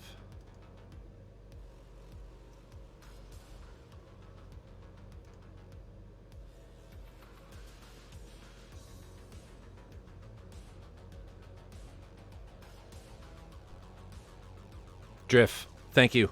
Thank you for the redeem. Much appreciated. Always a blast. A yearly tape ball. I don't know. I mean, I like them per project. I'll think about it, though. Mental note, don't leave tablet 3/4 volume and walk away.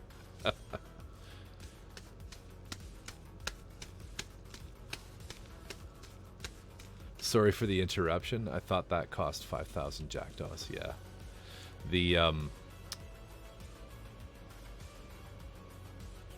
It's kind of on the party wall. Hope nobody... Sorry. Although, challenge accepted. Let's try to get White Wolf evicted. Hooray! Too fun. Too fun. All right, where was I? Hairspray. Hairspray.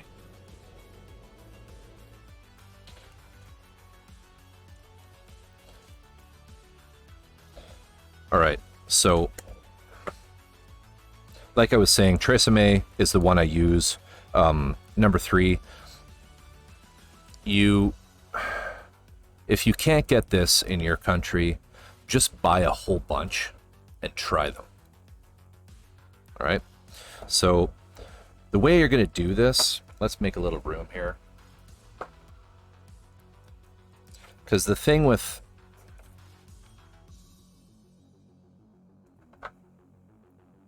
hairspray is it's like an alcohol-based adhesive.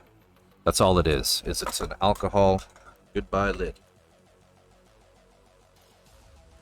It's an alcohol-based adhesive, and it works well because it's water-soluble. So you can you know, break the adhesive quality by adding water to it, which you're going to see in a minute. So let's just put that somewhere safe. But it's sticky. So when you spray it somewhere, it kind of makes everything sticky around it. So let's do this.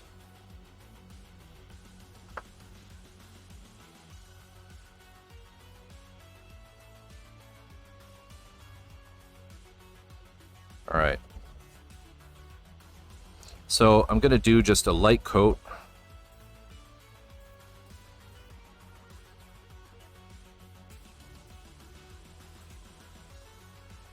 Like so. We'll get the inside as well. And then what I'm going to do is I'm going to use a hair dryer.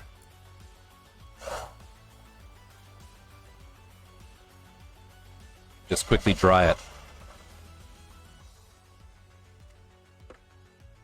All right. With these techniques I'm doing today with the acrylics, there's really no need to wait for paint to dry. Get yourself a hair dryer. Then we'll do another coat. Light. You want really light coats. As light as you can get.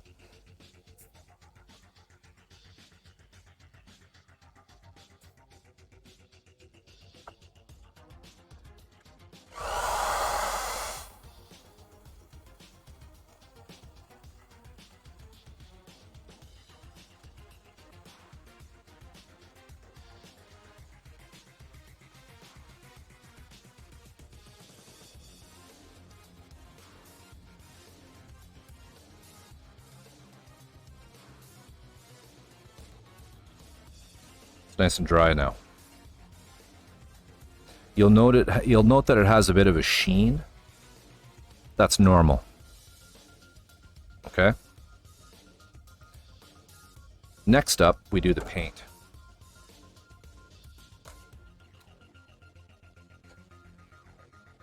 I just want to confirm that it's actually dry. Yeah. All right.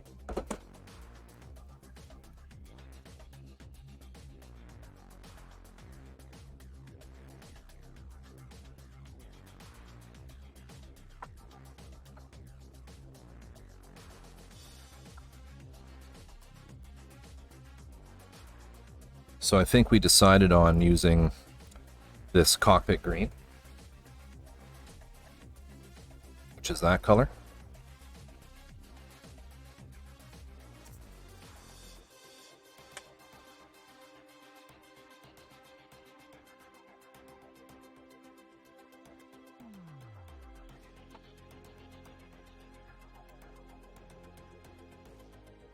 Get this set back up here.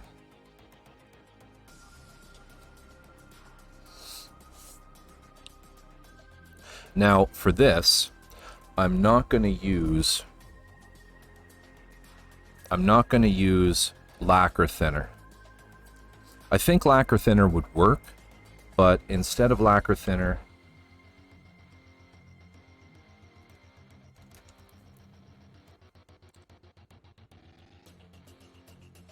where is it?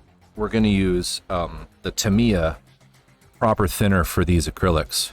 It's very similar to Zaku Green, isn't it? It's not, though. It is Tamiya Cockpit Green.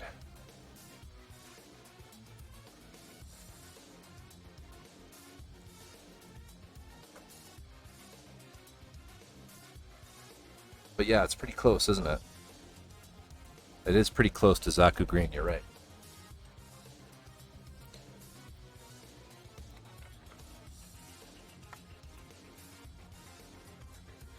Probably should get a new pipette.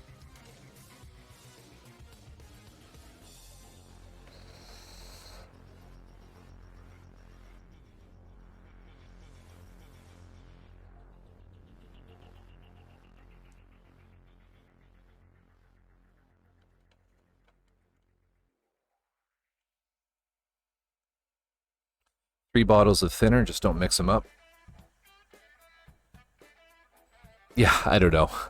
I do know, like, you can buy, I think, from Mr. Color, you can actually get, like, Zaku Green. Like, they sell Sazabi Red. Sazabi. No one knows how to pronounce it. Yeah, there are quite a few options, though, for thinner. You're right, Four Dads. There's, like, Mr. Color Rapid. Mr. Color Leveling.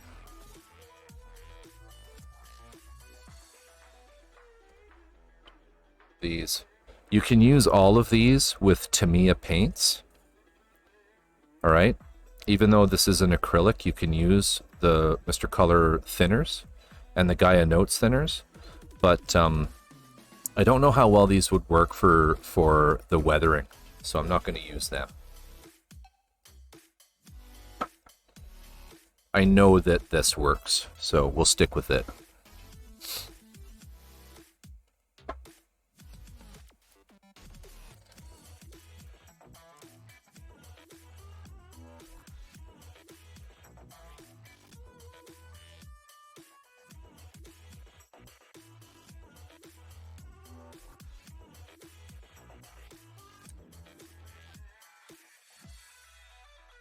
Few options for thinner. Gods, I have like 6 thinners on hand right now, and that's just for acrylics. Yeah.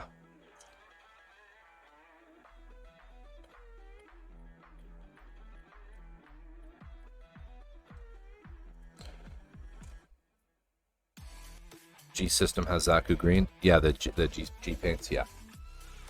All right.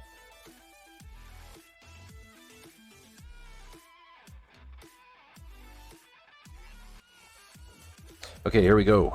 Let's do this.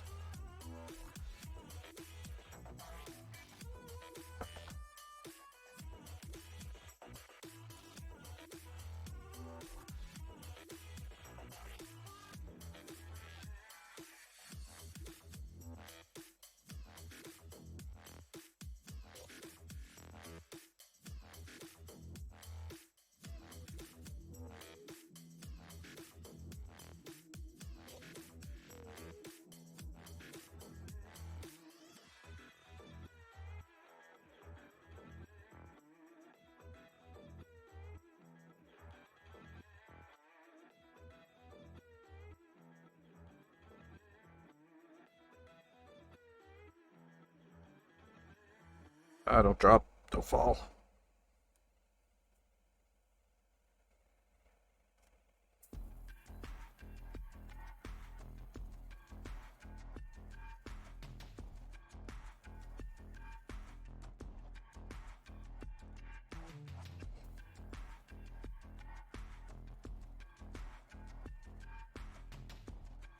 I'm just going to kind of spray it where I think there's going to be armor. I'm not going to do all of the mechanics, because those are going to be done in metallics. But you definitely want like lower edges painted, because that's where you're going to have water runoff.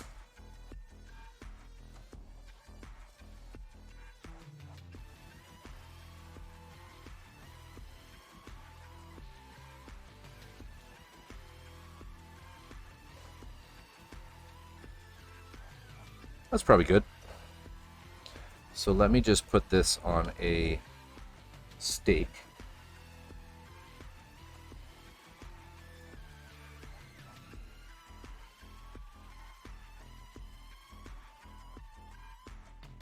We'll let that dry for a moment.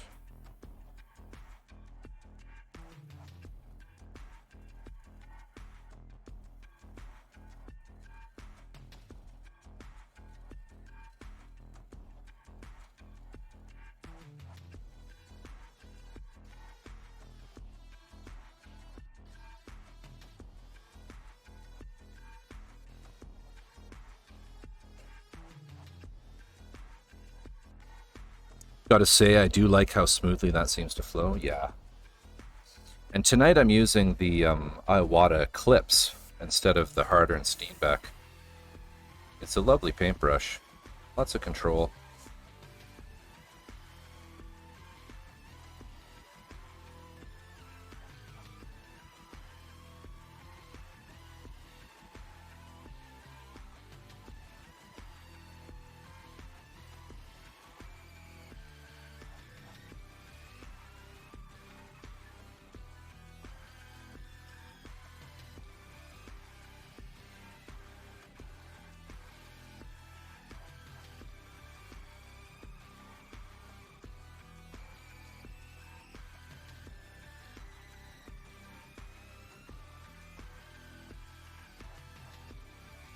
Plan on getting a nicer airbrush soon.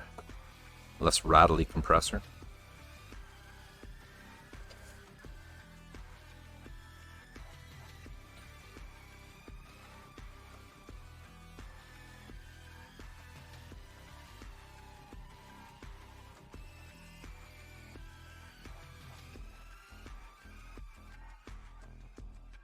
What airbrush do you have, White Wolf?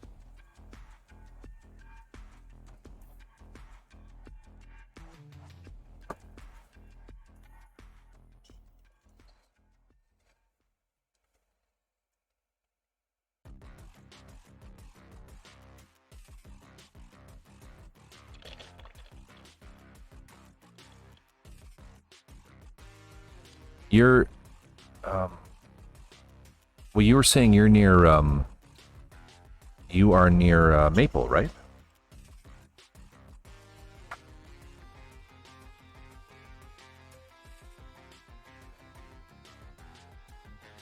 Have a look at, next time you're at Maple Airbrush, have a look at the Infinity, Harder and Steenbeck Infinity.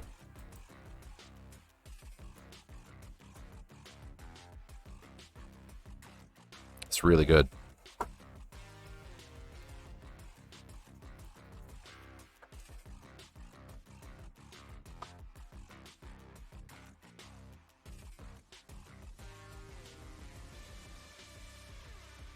Plan on getting an HP CS? Yeah. CS is quite a lot more affordable.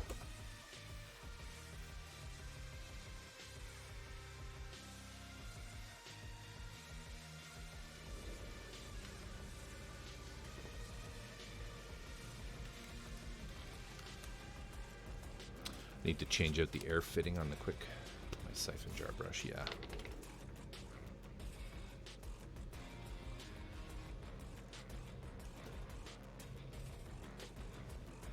Okay, so I need to get some brushes here.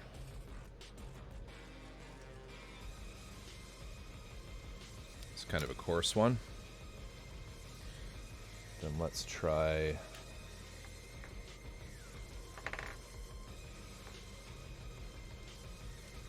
Yes, the HS Evolution is also a very good one. You're right, TJ.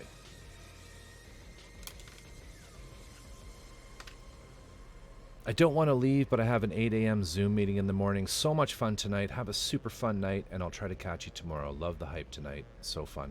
Tear, thank you so much for all the gifts. The gift subs. You're the best. Thanks for coming out. Much appreciated. Have yourself a great evening, and I'll be back same time, same place tomorrow. Yeah. And in the immortal words of TJ, have a safe one, Groover.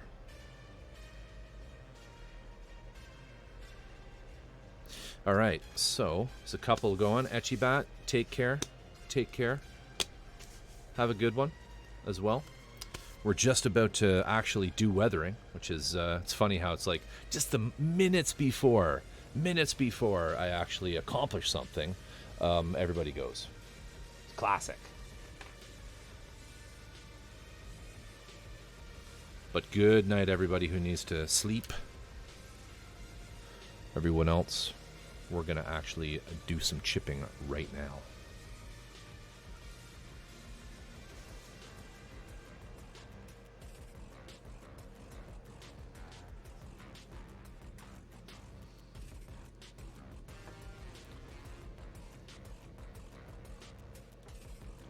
I hope it works.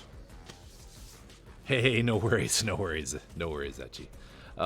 Take care. Have a great evening, and thanks you as well for all of the gifts. You're too generous. You're too kind. Big hearts. Lots of love. Have a great Saturday. And, yeah. Maybe we'll see you tomorrow. I gotta get some water. Hang on.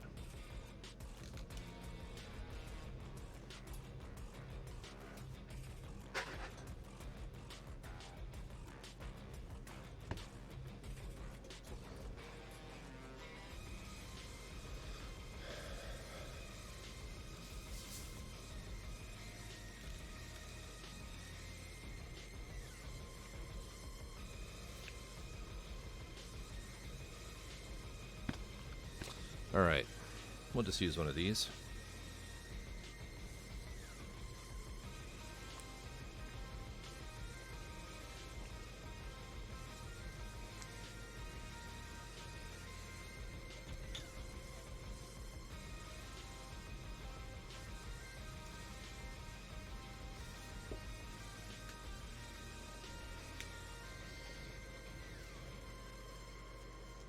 Yeah, Canadian Amazon is hit and miss for sure. For certain things, for certain rarefied items.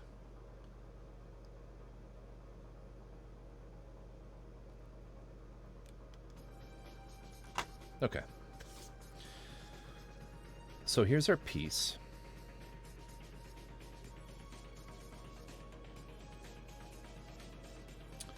And it basically sits like this. So I like to always think with rust of what, where it's going to land, where it's going to accumulate in scale. And, so on something like this, these ridges, probably going to see some chipping. There might be some wear, some general wear in here. Along this edge, out here, down here, right? Where water is running off. The other thing is vehicle access is the other big one. Hey, Drift, did you guys have a little power outage?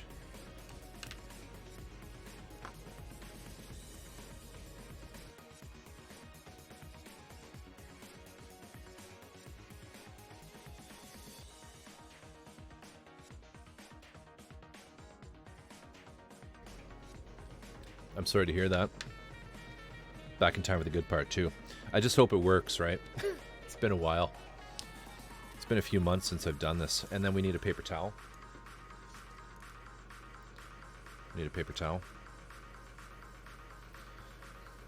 So, but again, we're sort of experimenting here. So let's just do it. And so I have kind of a coarse bristle brush. It's not too soft. It's not like a Winsor & Newton number 7 or any crazy shit like that. You want just like, think of this as the equivalent to like dry brushing. You want shitty old brushes. You want there to be a little bit of flex though. You know, this one actually is probably, this one, the bristles are pretty short and so it's pretty stiff. This is going to take off a lot of paint. So I'll start with, let's start with this one.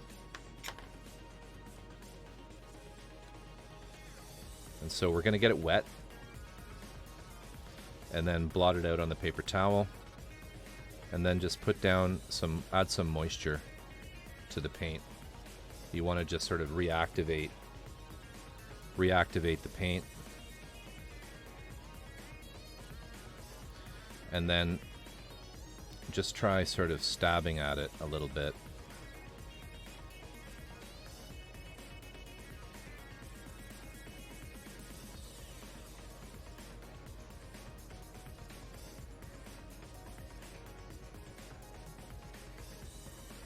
And you'll see it's starting to get some texture.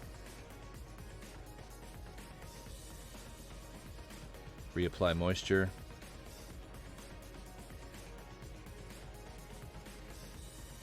Don't press too hard because you can actually like slough off large pieces of paint like that. See what happened there? Try to hold it so there's no glare.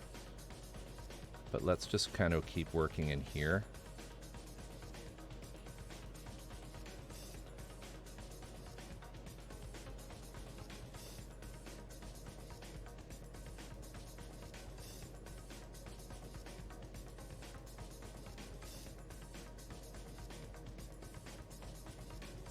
Because I want to lose a fair bit of material along here, this ridge. This will be sort of the more rusty bit.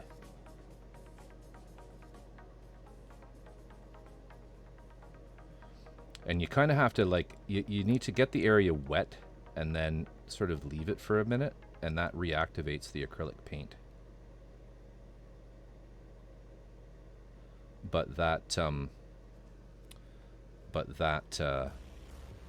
hairspray is keeping that paint from actually adhering really well to the layer underneath. So let's just get right on the edges. Edges are obviously going to be the most worn, so you see what's happening there? See that?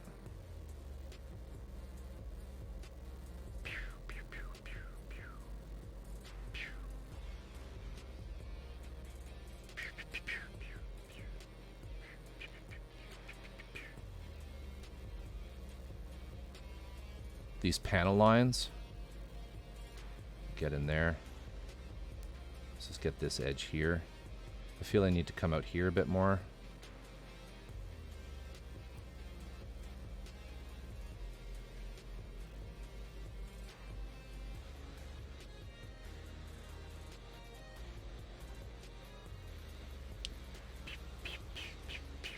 You have to make little pew pew sounds as you do this, or it doesn't work.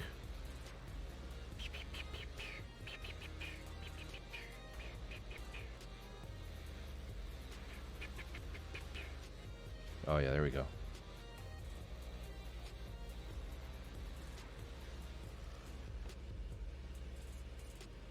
I'm using H2O.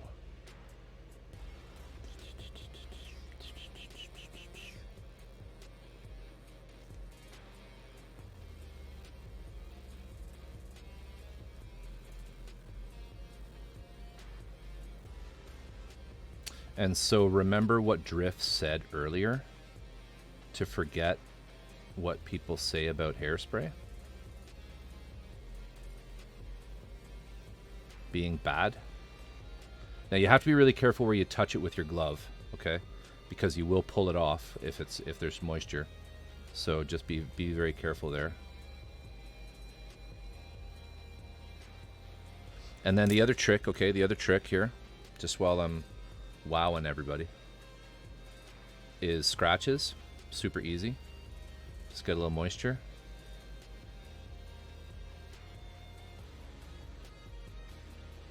That area is a little dry. Let's get that area a bit wet. There. See that?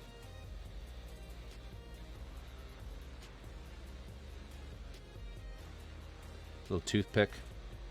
Can scratch out an area. So you can get like tool marks, scratches, those sorts of things, see?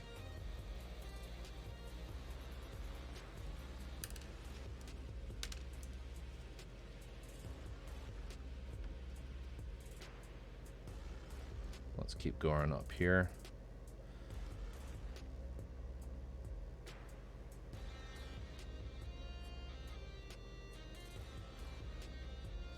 Let's try a different brush. Let's try this one.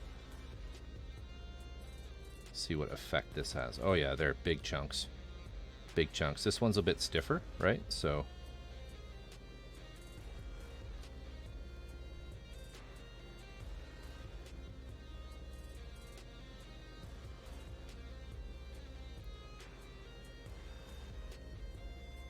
it's pretty safe, Darth. It's pretty safe, but generally speaking, you're not going to want to handle these parts too much with your bare hands without a clear coat. But here's the thing, like after it's dried and cured, because this is an acrylic paint, so it's going to have a curing period as well. Like, hey, it's still Tamiya paint, right?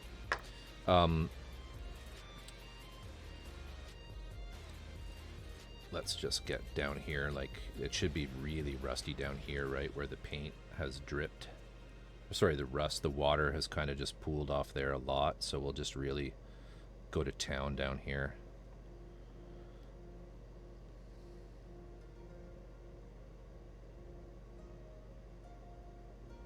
Like that.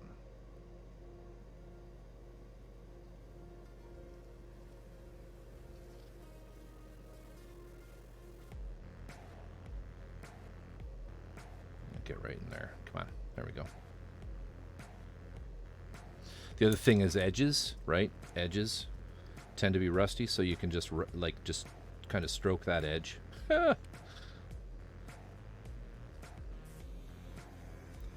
Just get that edge. You know, you want to do your edging here, right? Get right around the rims. Fuck. No.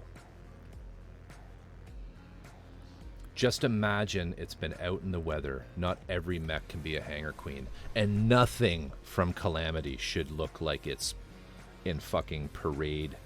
It's parade armor. If you get his books, Abakan? Jesus, every fucking time it's Abakan is the prison, isn't it? From Harry Potter. Not Abakan. But anyway, also, you know, hey, when you see like heavy machinery, 4Dads, you're probably surrounded by it. You take pictures of it. Take pictures of where the rust occurs on things. Azkaban.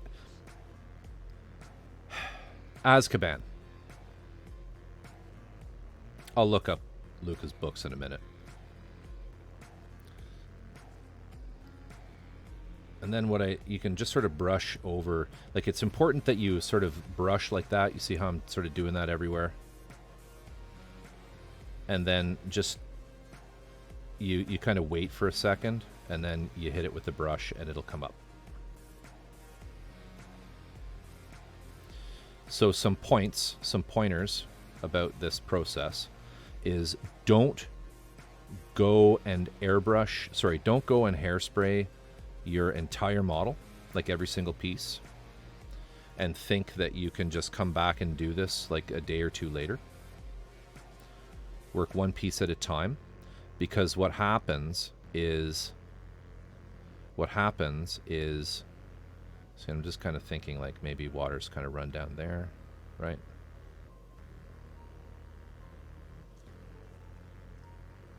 Right. What happens is the actual hairspray, that alcohol in the hairspray, and I'm going to sound kind of scientific here, but I'm guessing based on just my own personal experience here. I don't know the actual science of what's really happening, but I'm guessing that the alcohol evaporates off of the hairspray over time, and it loses its ability to pull, you lose the ability to pull the paint up. So if I were to do a whole bunch of parts like this and walk away from them for a few days, when I come back, it would be almost impossible to do what I'm doing right now. It would be like trying to do cured paint. So, and also the paint curing is probably a big part of that. But like no amount of moisture will actually get the paint back up. So I really recommend you do just one piece at a time, or a few very small ones together.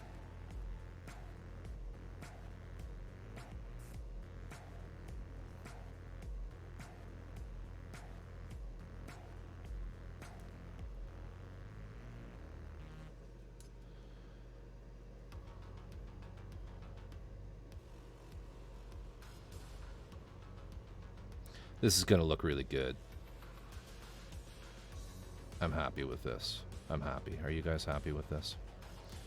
So there's this like metal on the top here that looks like cast armor, or like cast iron, sorry, not cast armor, it is armor. So should we really weather that? Let's maybe really just go to town on that.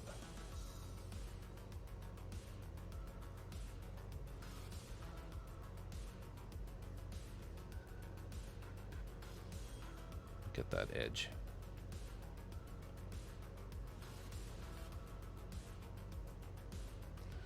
Maybe some scratches. Get some scratches in there.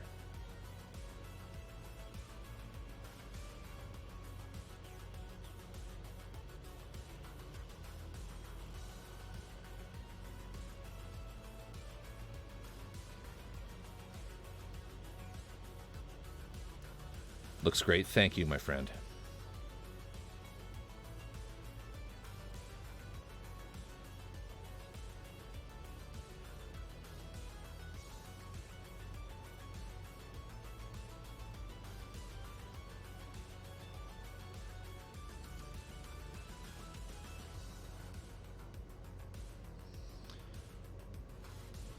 Yeah, and this is a $9 bottle of hairspray, a $9 can of hairspray.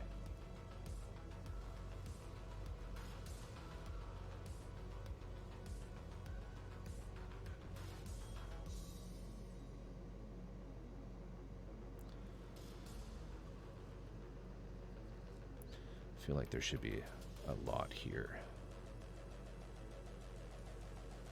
Not going to worry too much about the vent itself. But we'll do here, like that.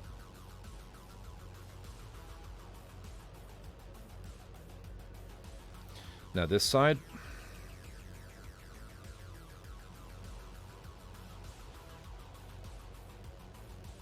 so again, initial moisture. This side hasn't had any.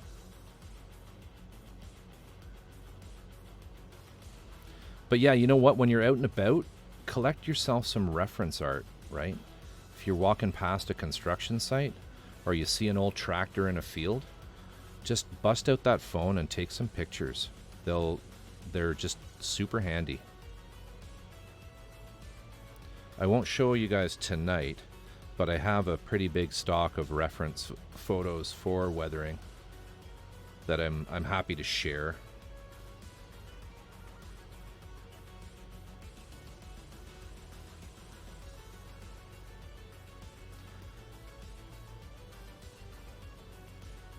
See that moisture's working now because it's really chipping.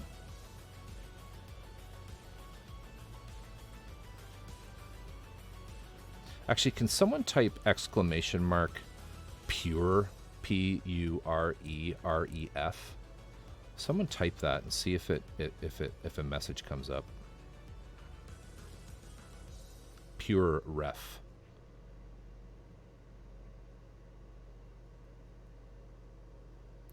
Yeah, so PureRef is the program that I use. Thank you, Darth. PureRef is the program that I use. You'll see me looking at pictures and kind of scrolling around them. It is donationware, and it is one of the best artistic reference softwares, pieces of software available. I found out about it way back when I was doing computer animation and digital sculpt, and It's super handy. Like I said, it's donationware. Throw them a few bucks. Get yourself a copy of that. You can download it for free if you're a cheap bastard. And again, this is a non-judgmental channel. No judgment here. So feel free to be a cheap bastard. It's all good. But yeah, that's the one that I use, and I just have a couple scenes that are just loaded up with our weathered, old weathered things.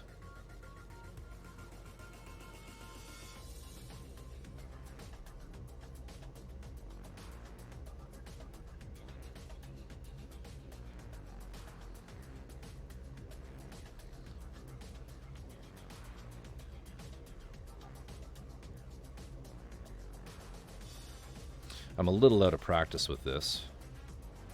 I mean, overall, I think it's looking okay.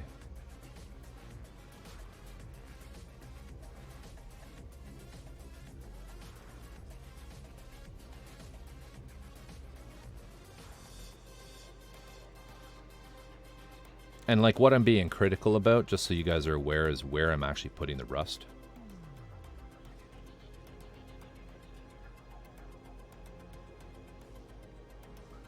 This thing needs a little bit.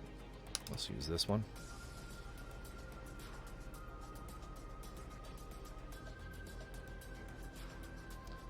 That's pretty good. I'm not worried about these vents too much because they're going to be a different color.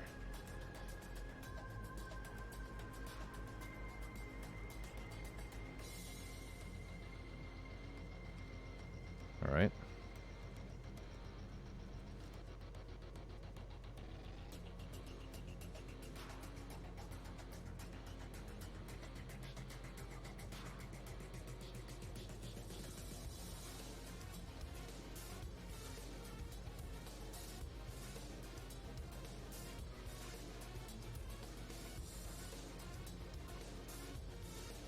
There, I'm liking that. Let's just flip it over. Do a little on the bottom. I'm not too worried about the underside of these pits because they're really going to be not very well seen. So we'll just kind of just haphazardly stabby.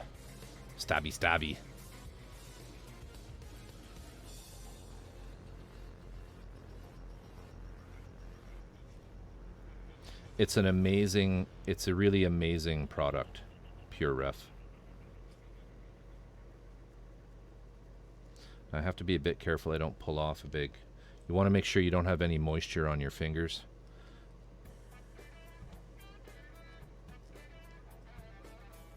You should really be using a clip.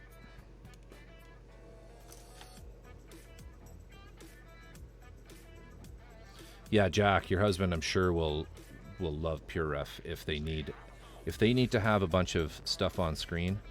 I'm going to finish this part and I'll just give a little tour of it for anybody who's not familiar with it. Just real quick.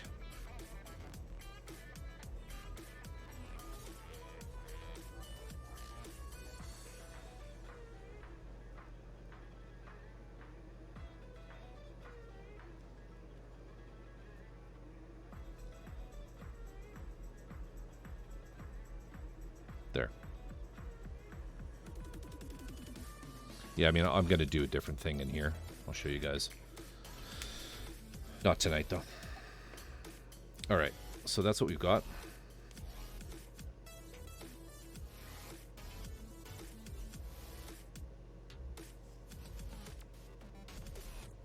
Not bad. So we'll let that dry. You really want to let all the moisture come out of it. I could hit it with the hairdryer right now to accelerate that. There's really no need to wait for paint to dry when you're doing weathering. You know, like I said, get yourself a hairdryer. I have it. I 3D printed literally like a holder for it here, like a gun holster that it slides in.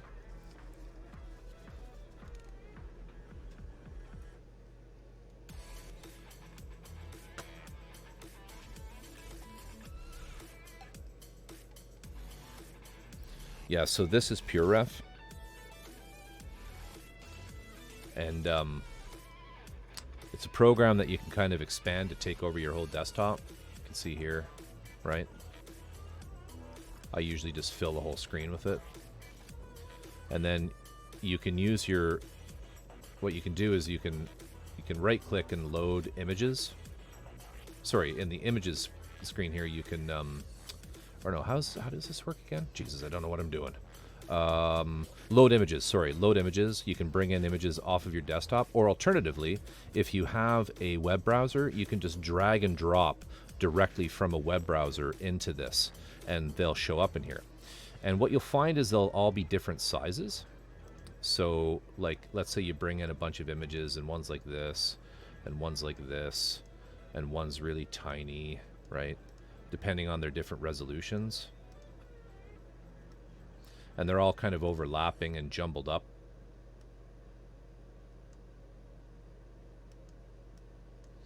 So it gives you some tools where, and I'm just using the mouse wheel to zoom in and out, and then I'm pressing my mouse wheel to pan around, okay? But then what you can do is you can go into the images tab, and you can say I want to normalize. And so we'll select all of our images, right click, and we'll say images, normalize, and we'll normalize the height. And so what it's done is it's made all of the pictures exactly the same height. Okay? So they're all at least the same height now. Now we're going to select all the images, right click, and say images, arrange, optimal. And it will try to cluster them in the most optimal way.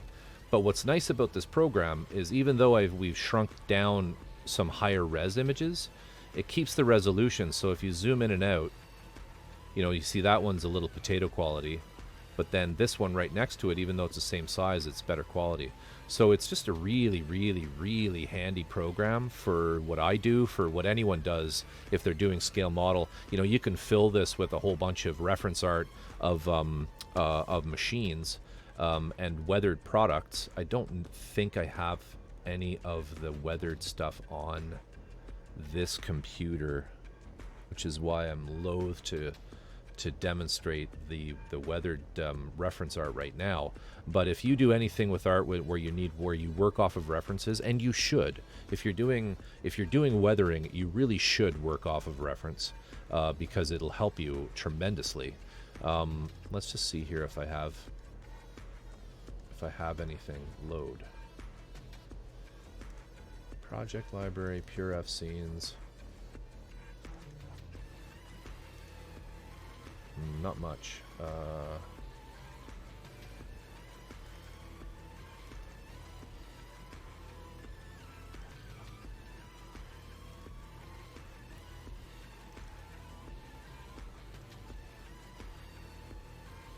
Let's see what this one is.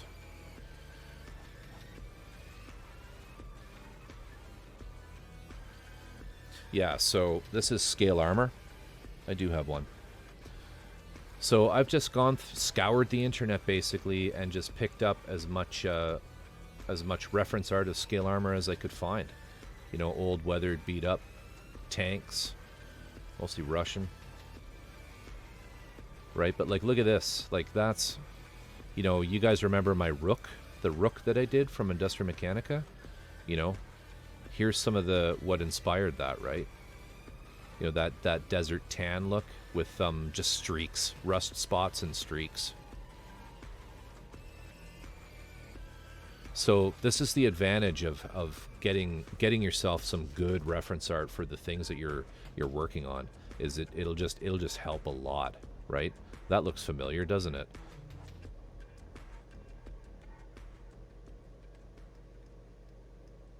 That one's really wasted. Anyway, PureRef, super handy program. That's actually a model. So is that.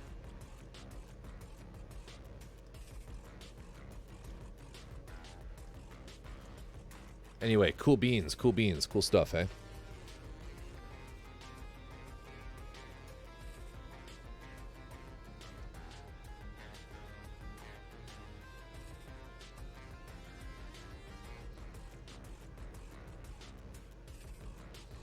And I mean, it's free, right? So why not? Just throw him some money if you can. I gotta mute here so that I don't upset Drift.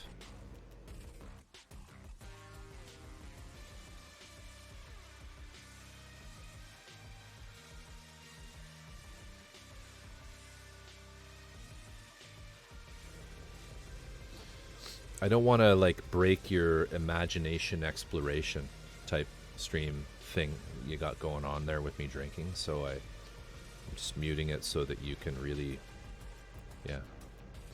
All right, so next one we're gonna do. I thought I painted it.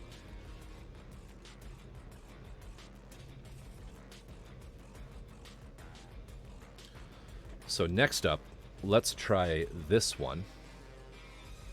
It's 1:30. I'll probably stream until about 2 o'clock tonight, everybody. But we should have time to do this part quickly. And this time we'll use the heavy chipping fluid. I think. Or do we go with the worn effects? See, these are so subtle, the differences. You know what? I kind of know that the heavy chipping is the most similar AK product to the hairspray. So let's maybe try worn effects instead.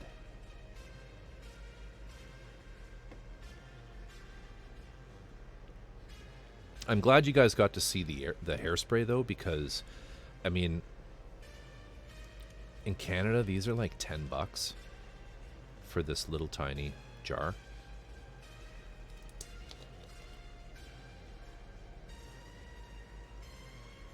Of what I think is hairspray. I don't know. That's actually, that raises another good point. You can decant your hairspray into a jar and use it in your airbrush. No problem. Just clean your airbrush out afterwards with isopropyl alcohol or ethanol or methanol. Donna carries them now, if you didn't know. Carries what? Sorry.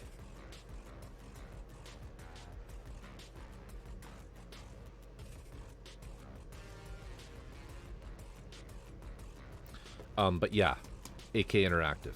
Let's do it. Let's do the worn effects. Almost all the AK weather effects. Oh, interesting.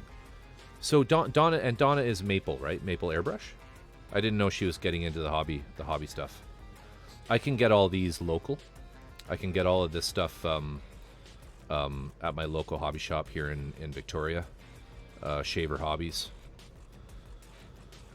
Excellent little company. You know, considering. Hey, very cool. Very cool. I find that the AK stuff is a little expensive. Like, they're coming out with a big line of paints as well. Like, they have these. I haven't tried these yet. I don't think they're acrylics, though, these real color paints. Lovely colors. Lovely colors. But, oh, of course. Of course it's the city your parents live in. It's where all the Canadians come to die. Yeah, okay, they're enamels. Yeah, I couldn't remember. But, so these wouldn't work with these, interestingly enough. But, they're really nice. But these paints are... Even though they're enamels, they are about $3 more expensive here than the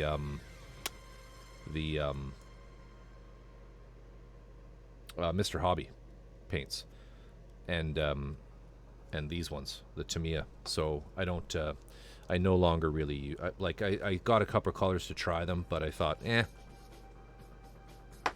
I'll save my money. I thought they went to Comox Courtney to die. Yeah, they go there too, but the ones that have a little bit more money come here.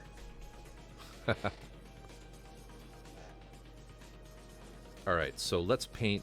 So let's use the worn effects. Special case usage. So we'll do the worn effects on this. I'm going to steal this clip. And this basically gets 2 to 3 coats of this with the airbrush, and then we go paint right over that. So let's go do that.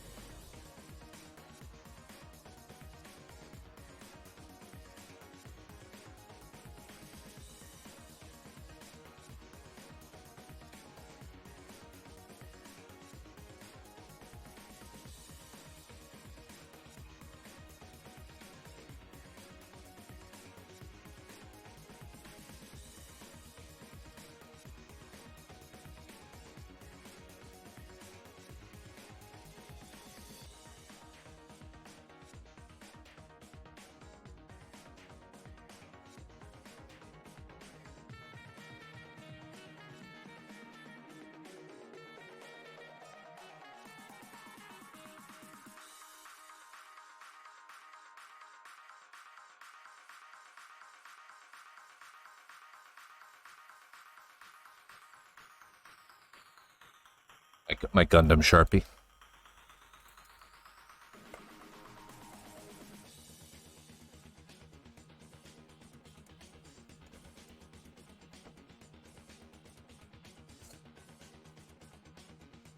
All right.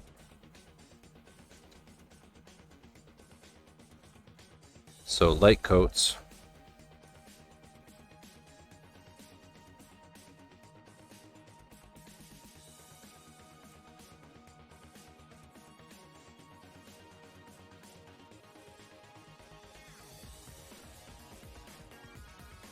A little bit on the inside.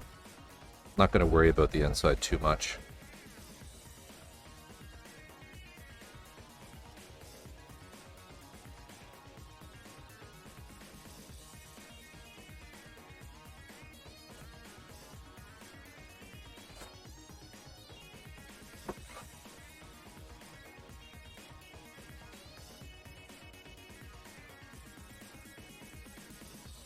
Hair dryer, get it nice and dry.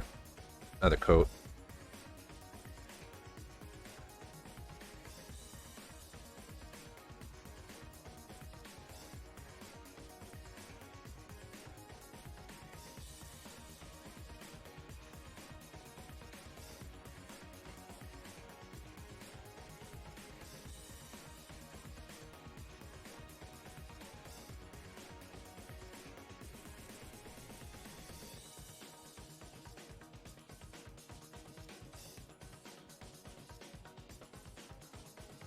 We'll do one more.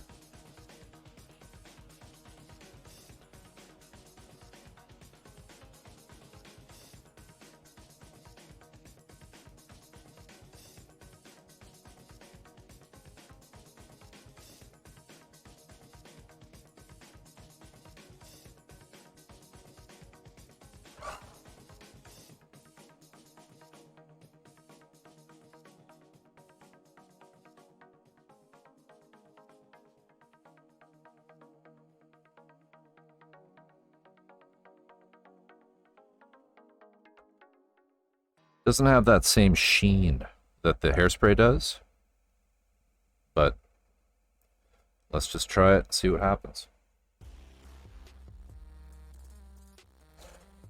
All right, so this is going to go back in here.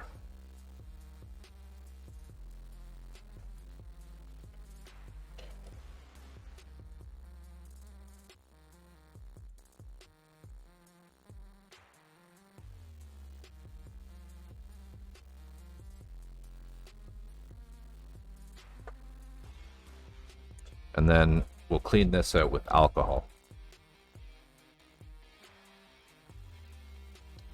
Not lacquer thinner.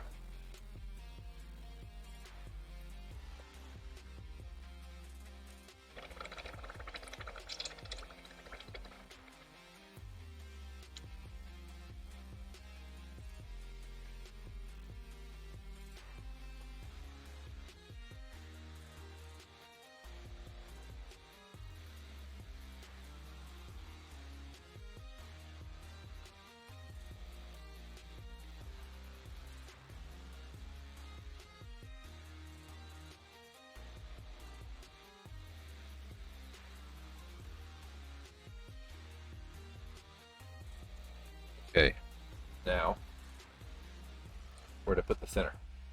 Here it is.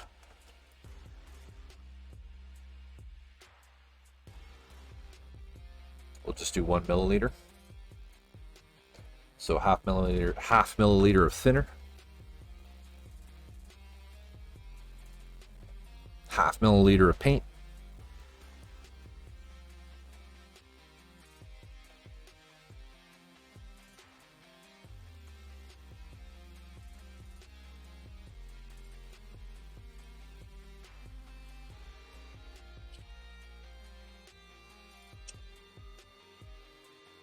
Multitask. Mix the paint while I'm screwing the lid on. Probably my greatest achievement in terms of dexterity.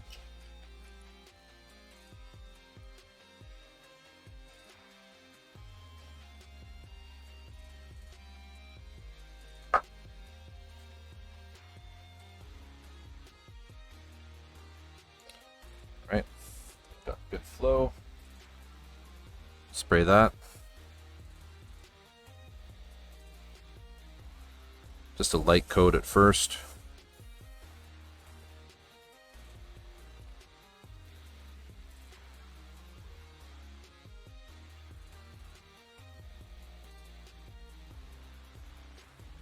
Come in a little heavier.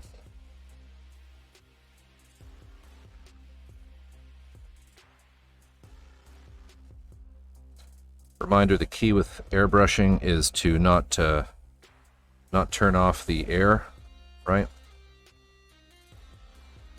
That's how you avoid splatters.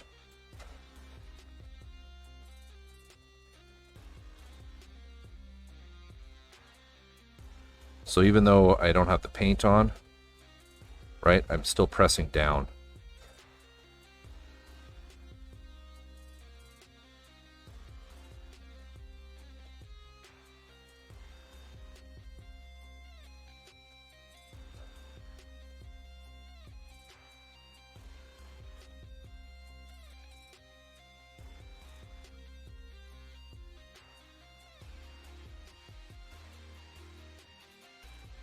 Really lay it in there.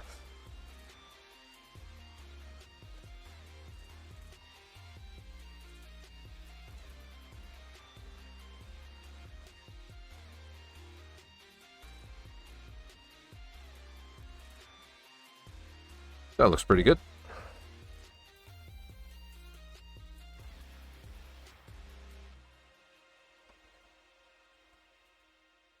Catch up on chat there in a minute.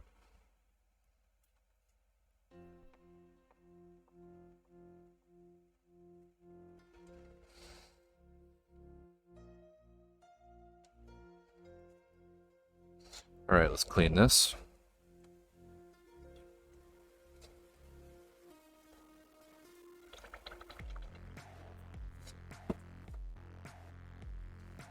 Done with this for tonight. Oh, you know what I did? I used lacquer thinner. Oops. That was a mistake. Ooh, lots of schmoo in there now. So let's, that was just force of habit, guys. That is an oopsie. Let's put some alcohol in there. Yeah, that's what happens when you mix. When you mix lacquer thinner and acrylic paint.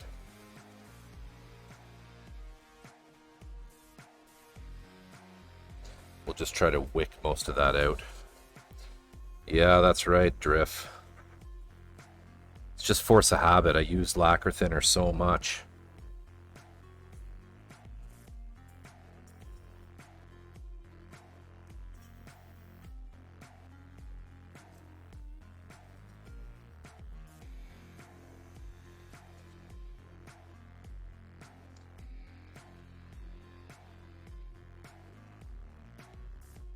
But I think I fixed it.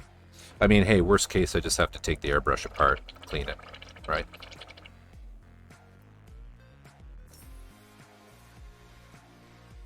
I think I got it.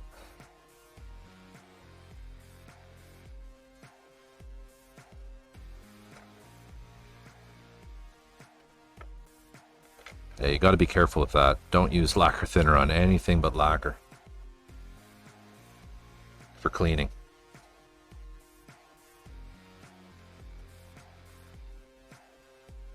Yeah, it's flowing okay, so we're fine.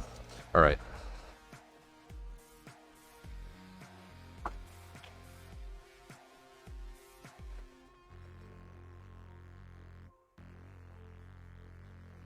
A removable gravity cup that is good. Well, the Harder and Steenbeck has replaceable, has interchangeable cups. There's a small one and a big one, if that's what you mean.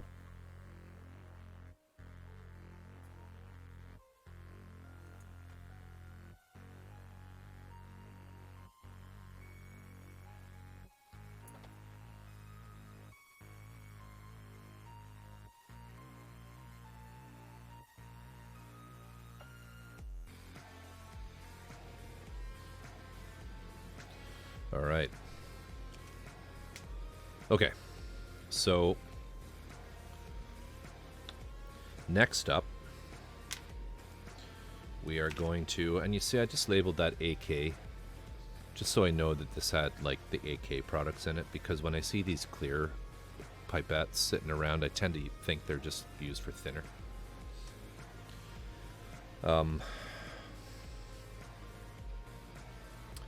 Can you buy more of the cups, though, without buying a whole new airbrush? I believe Harder and Steenbeck sell all the parts separately, but I mean, that's not to say that these the cups on the Harder and Steenbeck you can like fill with paint and put aside, unscrew and put aside. They're not like that, if that's what you're looking for. So just let me grab a paper towel here.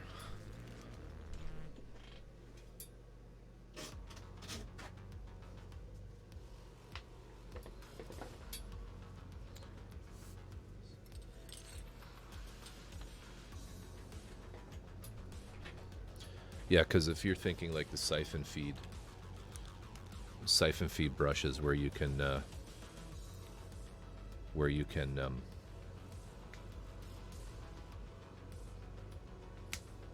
lol, I'm not the missus with the siphon jar. I don't know. Alright, let's try a different brush. Should we try this one? It's really big.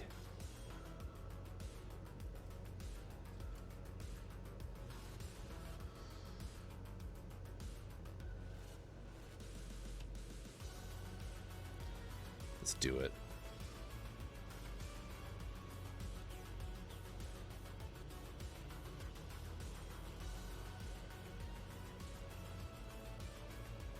Let's do half, like right to the middle. So I'm getting it nice and wet. Now this is supposed to be, this is worn effect, so this is supposed to look different.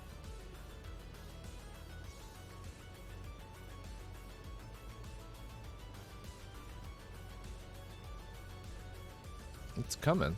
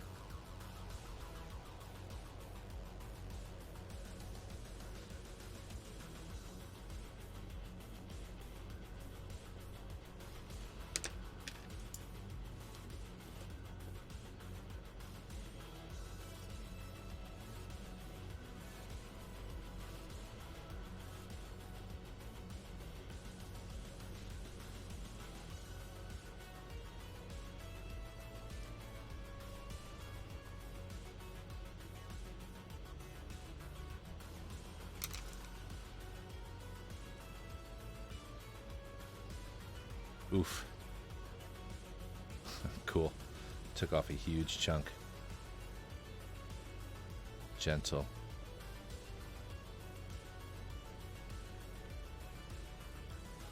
I just want to get this edge.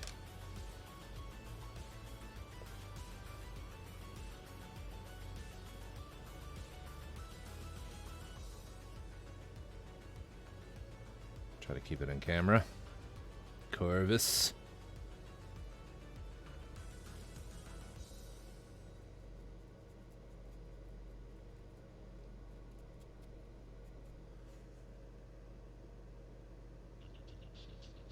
Look at that, eh?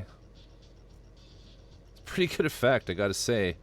Maybe you do get what you pay for.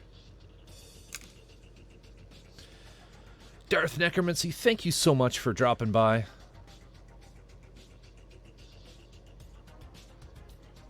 If you're up for more weathering, I will be here tomorrow evening. Same time, same place, doing the same shit.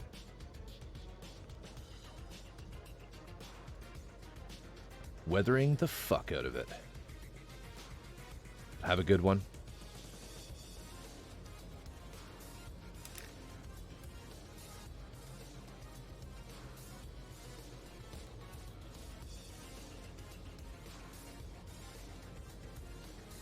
Yeah, it does for dads. And what's kind of cool is this particular part.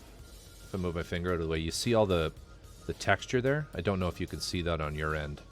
I don't know if my my 1080 60 frame bitrate's gonna hold up for that, but it is kind of like speckled, like it's a coarse, like cast iron.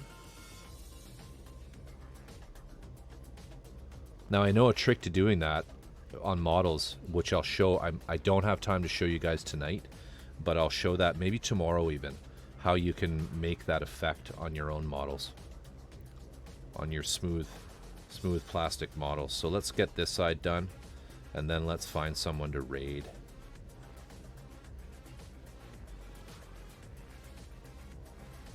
So again, a little bit of paint on it. Sorry, a little bit of water on there activates it, loosens that paint up, and then we stabby, stabby, stabby.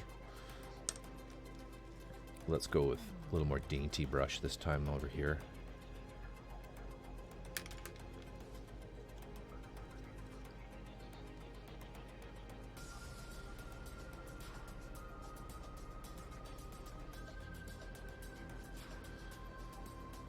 So again, same deal with this product. You can't like leave this overnight. If you apply this stuff to a part like this and get your paint on it, you need to weather it right away. Don't walk away from it, or you won't be able to weather it the next day. It just won't work.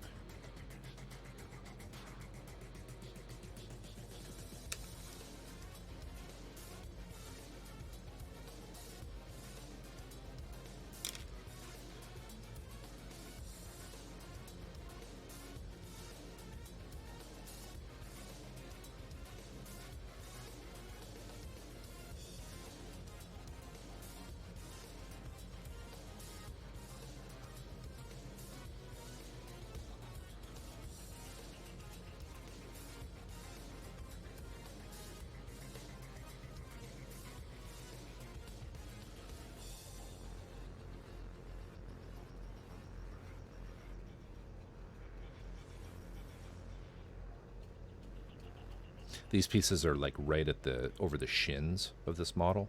So it kind of goes to reason that the lower down on a model, right, the more crap is dripping down onto it. So it should have a lot more damage to the paint.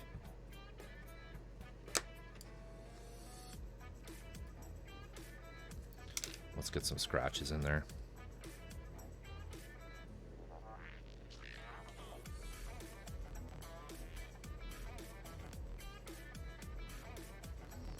Sometimes you get the scratches, sometimes you don't. Sometimes it just doesn't work.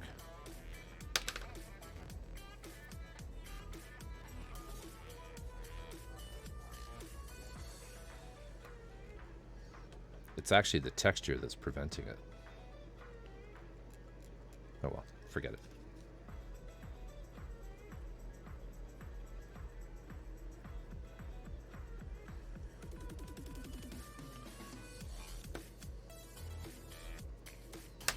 I'm not liking how there's like nothing here.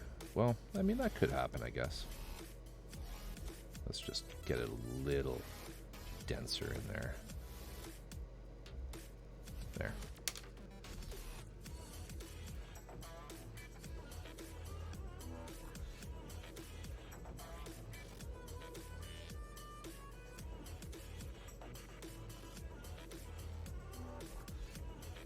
Well, I'm actually I'm actually being a little more heavy-handed with this one, Dads, on purpose, because I want this particular part to be much more heavily weathered. Also, too, this is where maybe having some more variation in the rust layer in terms of the colors. Like, you could spray a few different browns, get some reds in there, some black even, just to give it a little more variety if you're taking off a lot of the paint. But you know what? I also come back in there with the oils afterwards, and I do add texture into the rust. So you can do it either way. You can do it either way. We're just going to put a clip on it and do the bottom. I'm not going to bother doing the inside, weathering the inside of it, because you can't see it. Don't say it, Drift.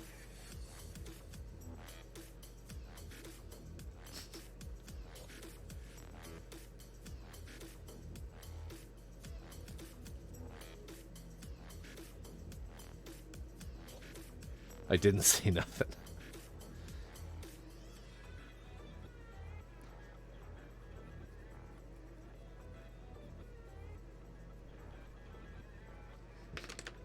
Looks like I've been sitting. That's exactly what I want. We'll just this part's pretty hidden too. Oh, see what happened there? That's what happens when you're careless. But it's okay. Don't rush it like I just did. That's what happens. That's pretty good.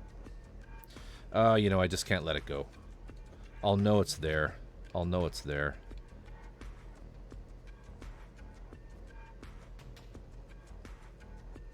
And unweathered, so.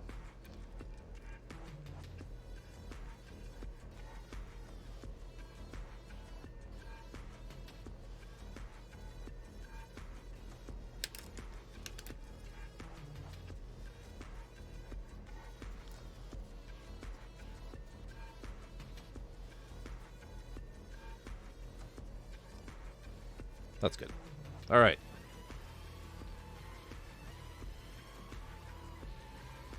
So, use the cheat tool.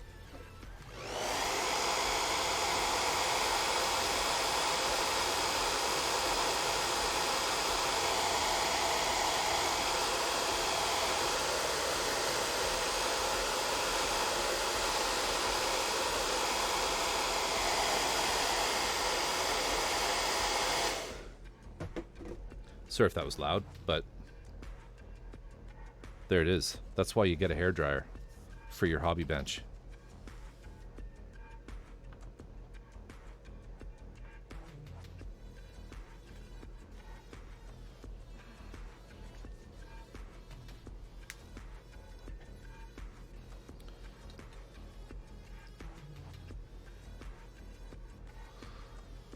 So there you go, folks.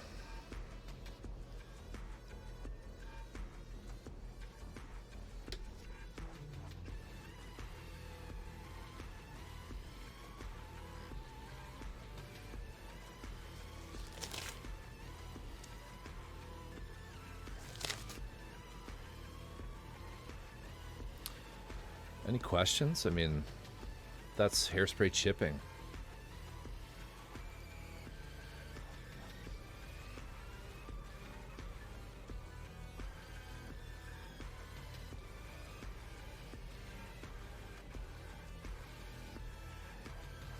Kind of tempted to go route the letters for this client's sign. But it's so cold, I just want to sleep. I hear you. So then what I'll do is I can hit this with I could walk away from these parts for a few days. Well, not even a few days, but maybe 24 hours. And then I could come back and I could mask in some of those other shades. You know, I did talk about doing some detail sort of work on them in a different color, some stripes or something, I could actually, again, spray another coat of hairspray and then paint those stripes in, and then, again, attack it with the brush and weather those stripes. And I mean, I will do that, actually. In fact, I think I'm going to put stripes on these pieces. So we will do that. But, I mean, that's basically the two products. And so you can see, you know, I mean, I know that this one is more heavily weathered than this one, but I did that. I could have achieved the same appearance here using the AK product, or vice versa. So despite, you know, how heavily marketed these products are and how interesting they look, you know, you're paying a good chunk of money for a very, very tiny jar of something that does more or less the same thing as hairspray. So by all means, try the hairspray first if you're a little short of pocket change, and then if you have some extra dosh, then by all means, you know, grab some of the AK products, because they work really well also. But you know, I mean, I can't really, you know, I was very careful where I weathered this one, whereas this one I was just kind of jabbing it everywhere. But again, these are down at the feet. The feet are going to be more weathered than the top. Again, if you think of scale and reference and all that, the tops of machines, well, not necessarily, but the midpoint, the top tends to be quite the top tends to be quite bad. But you know, it's where the water accumulates is where it's going to be the worst. I got a new Zaku today. Of course you did, TJ. Might try hairspray on it. Yeah, do it. Yeah, by all means. I mean, and post what you do, because just remember to do it like one at a time. And Zaku's, absolutely. Zaku's are perfect for weathering. They are literally the Schnabelgun of the Xeon army, right? They're the frontline infantry, frontline infantry, and certainly the ones that probably haven't really been serviced or painted or fixed up in quite some time. All right.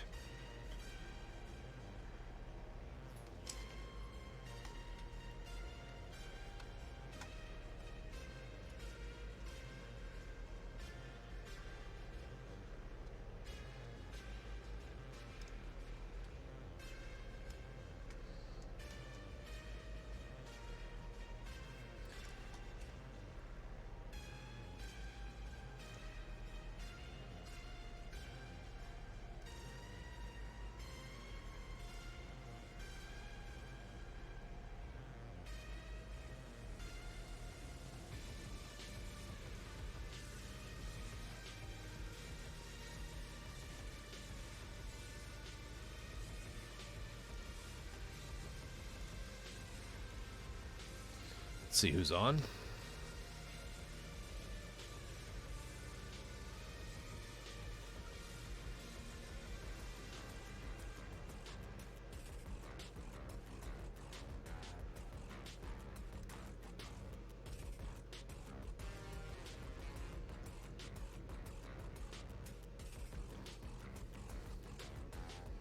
Zula Mandy.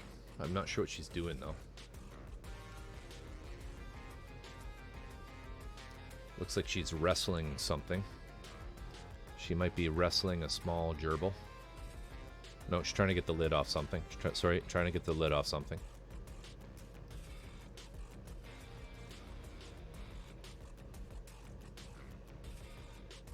Punky Dumplin is cleaning the backlog commissions Etsy.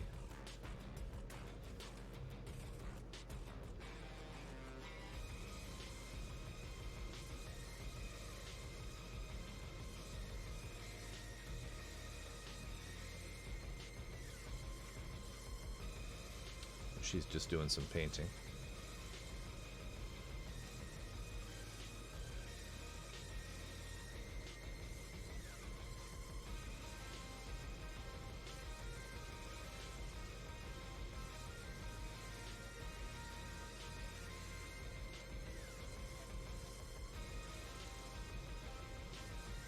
Well, Zulamandi's doing some mini painting, so let's go and raid her. Everybody, thank you so much for the dropping in tonight. It's been fun. I enjoy doing. I enjoy weathering. It seems to be like riding a bike. It came back to me pretty quick. Drift, thank you for the redemption of the tape god. Heresy Killer, thank you for the bits. Thank you everybody for the participating in the hype train. Drift, thank you for the 1 month for Dreamcatcher. Bora, 300 bits. Etchibat, who's gone, but not forgotten. With the gift sub for TJ.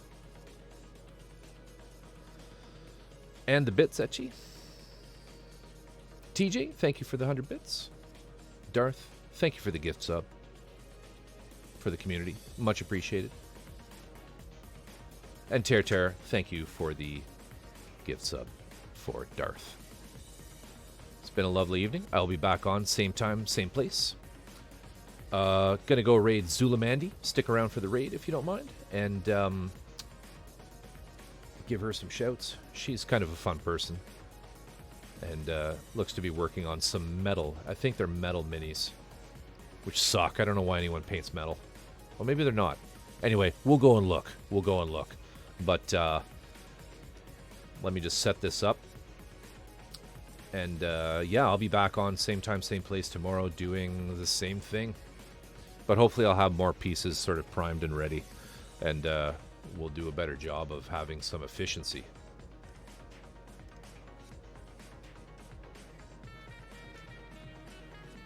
Because, you know, efficiency is something I'm known for. Oh, yeah. All right, all. Take care. We'll see you later.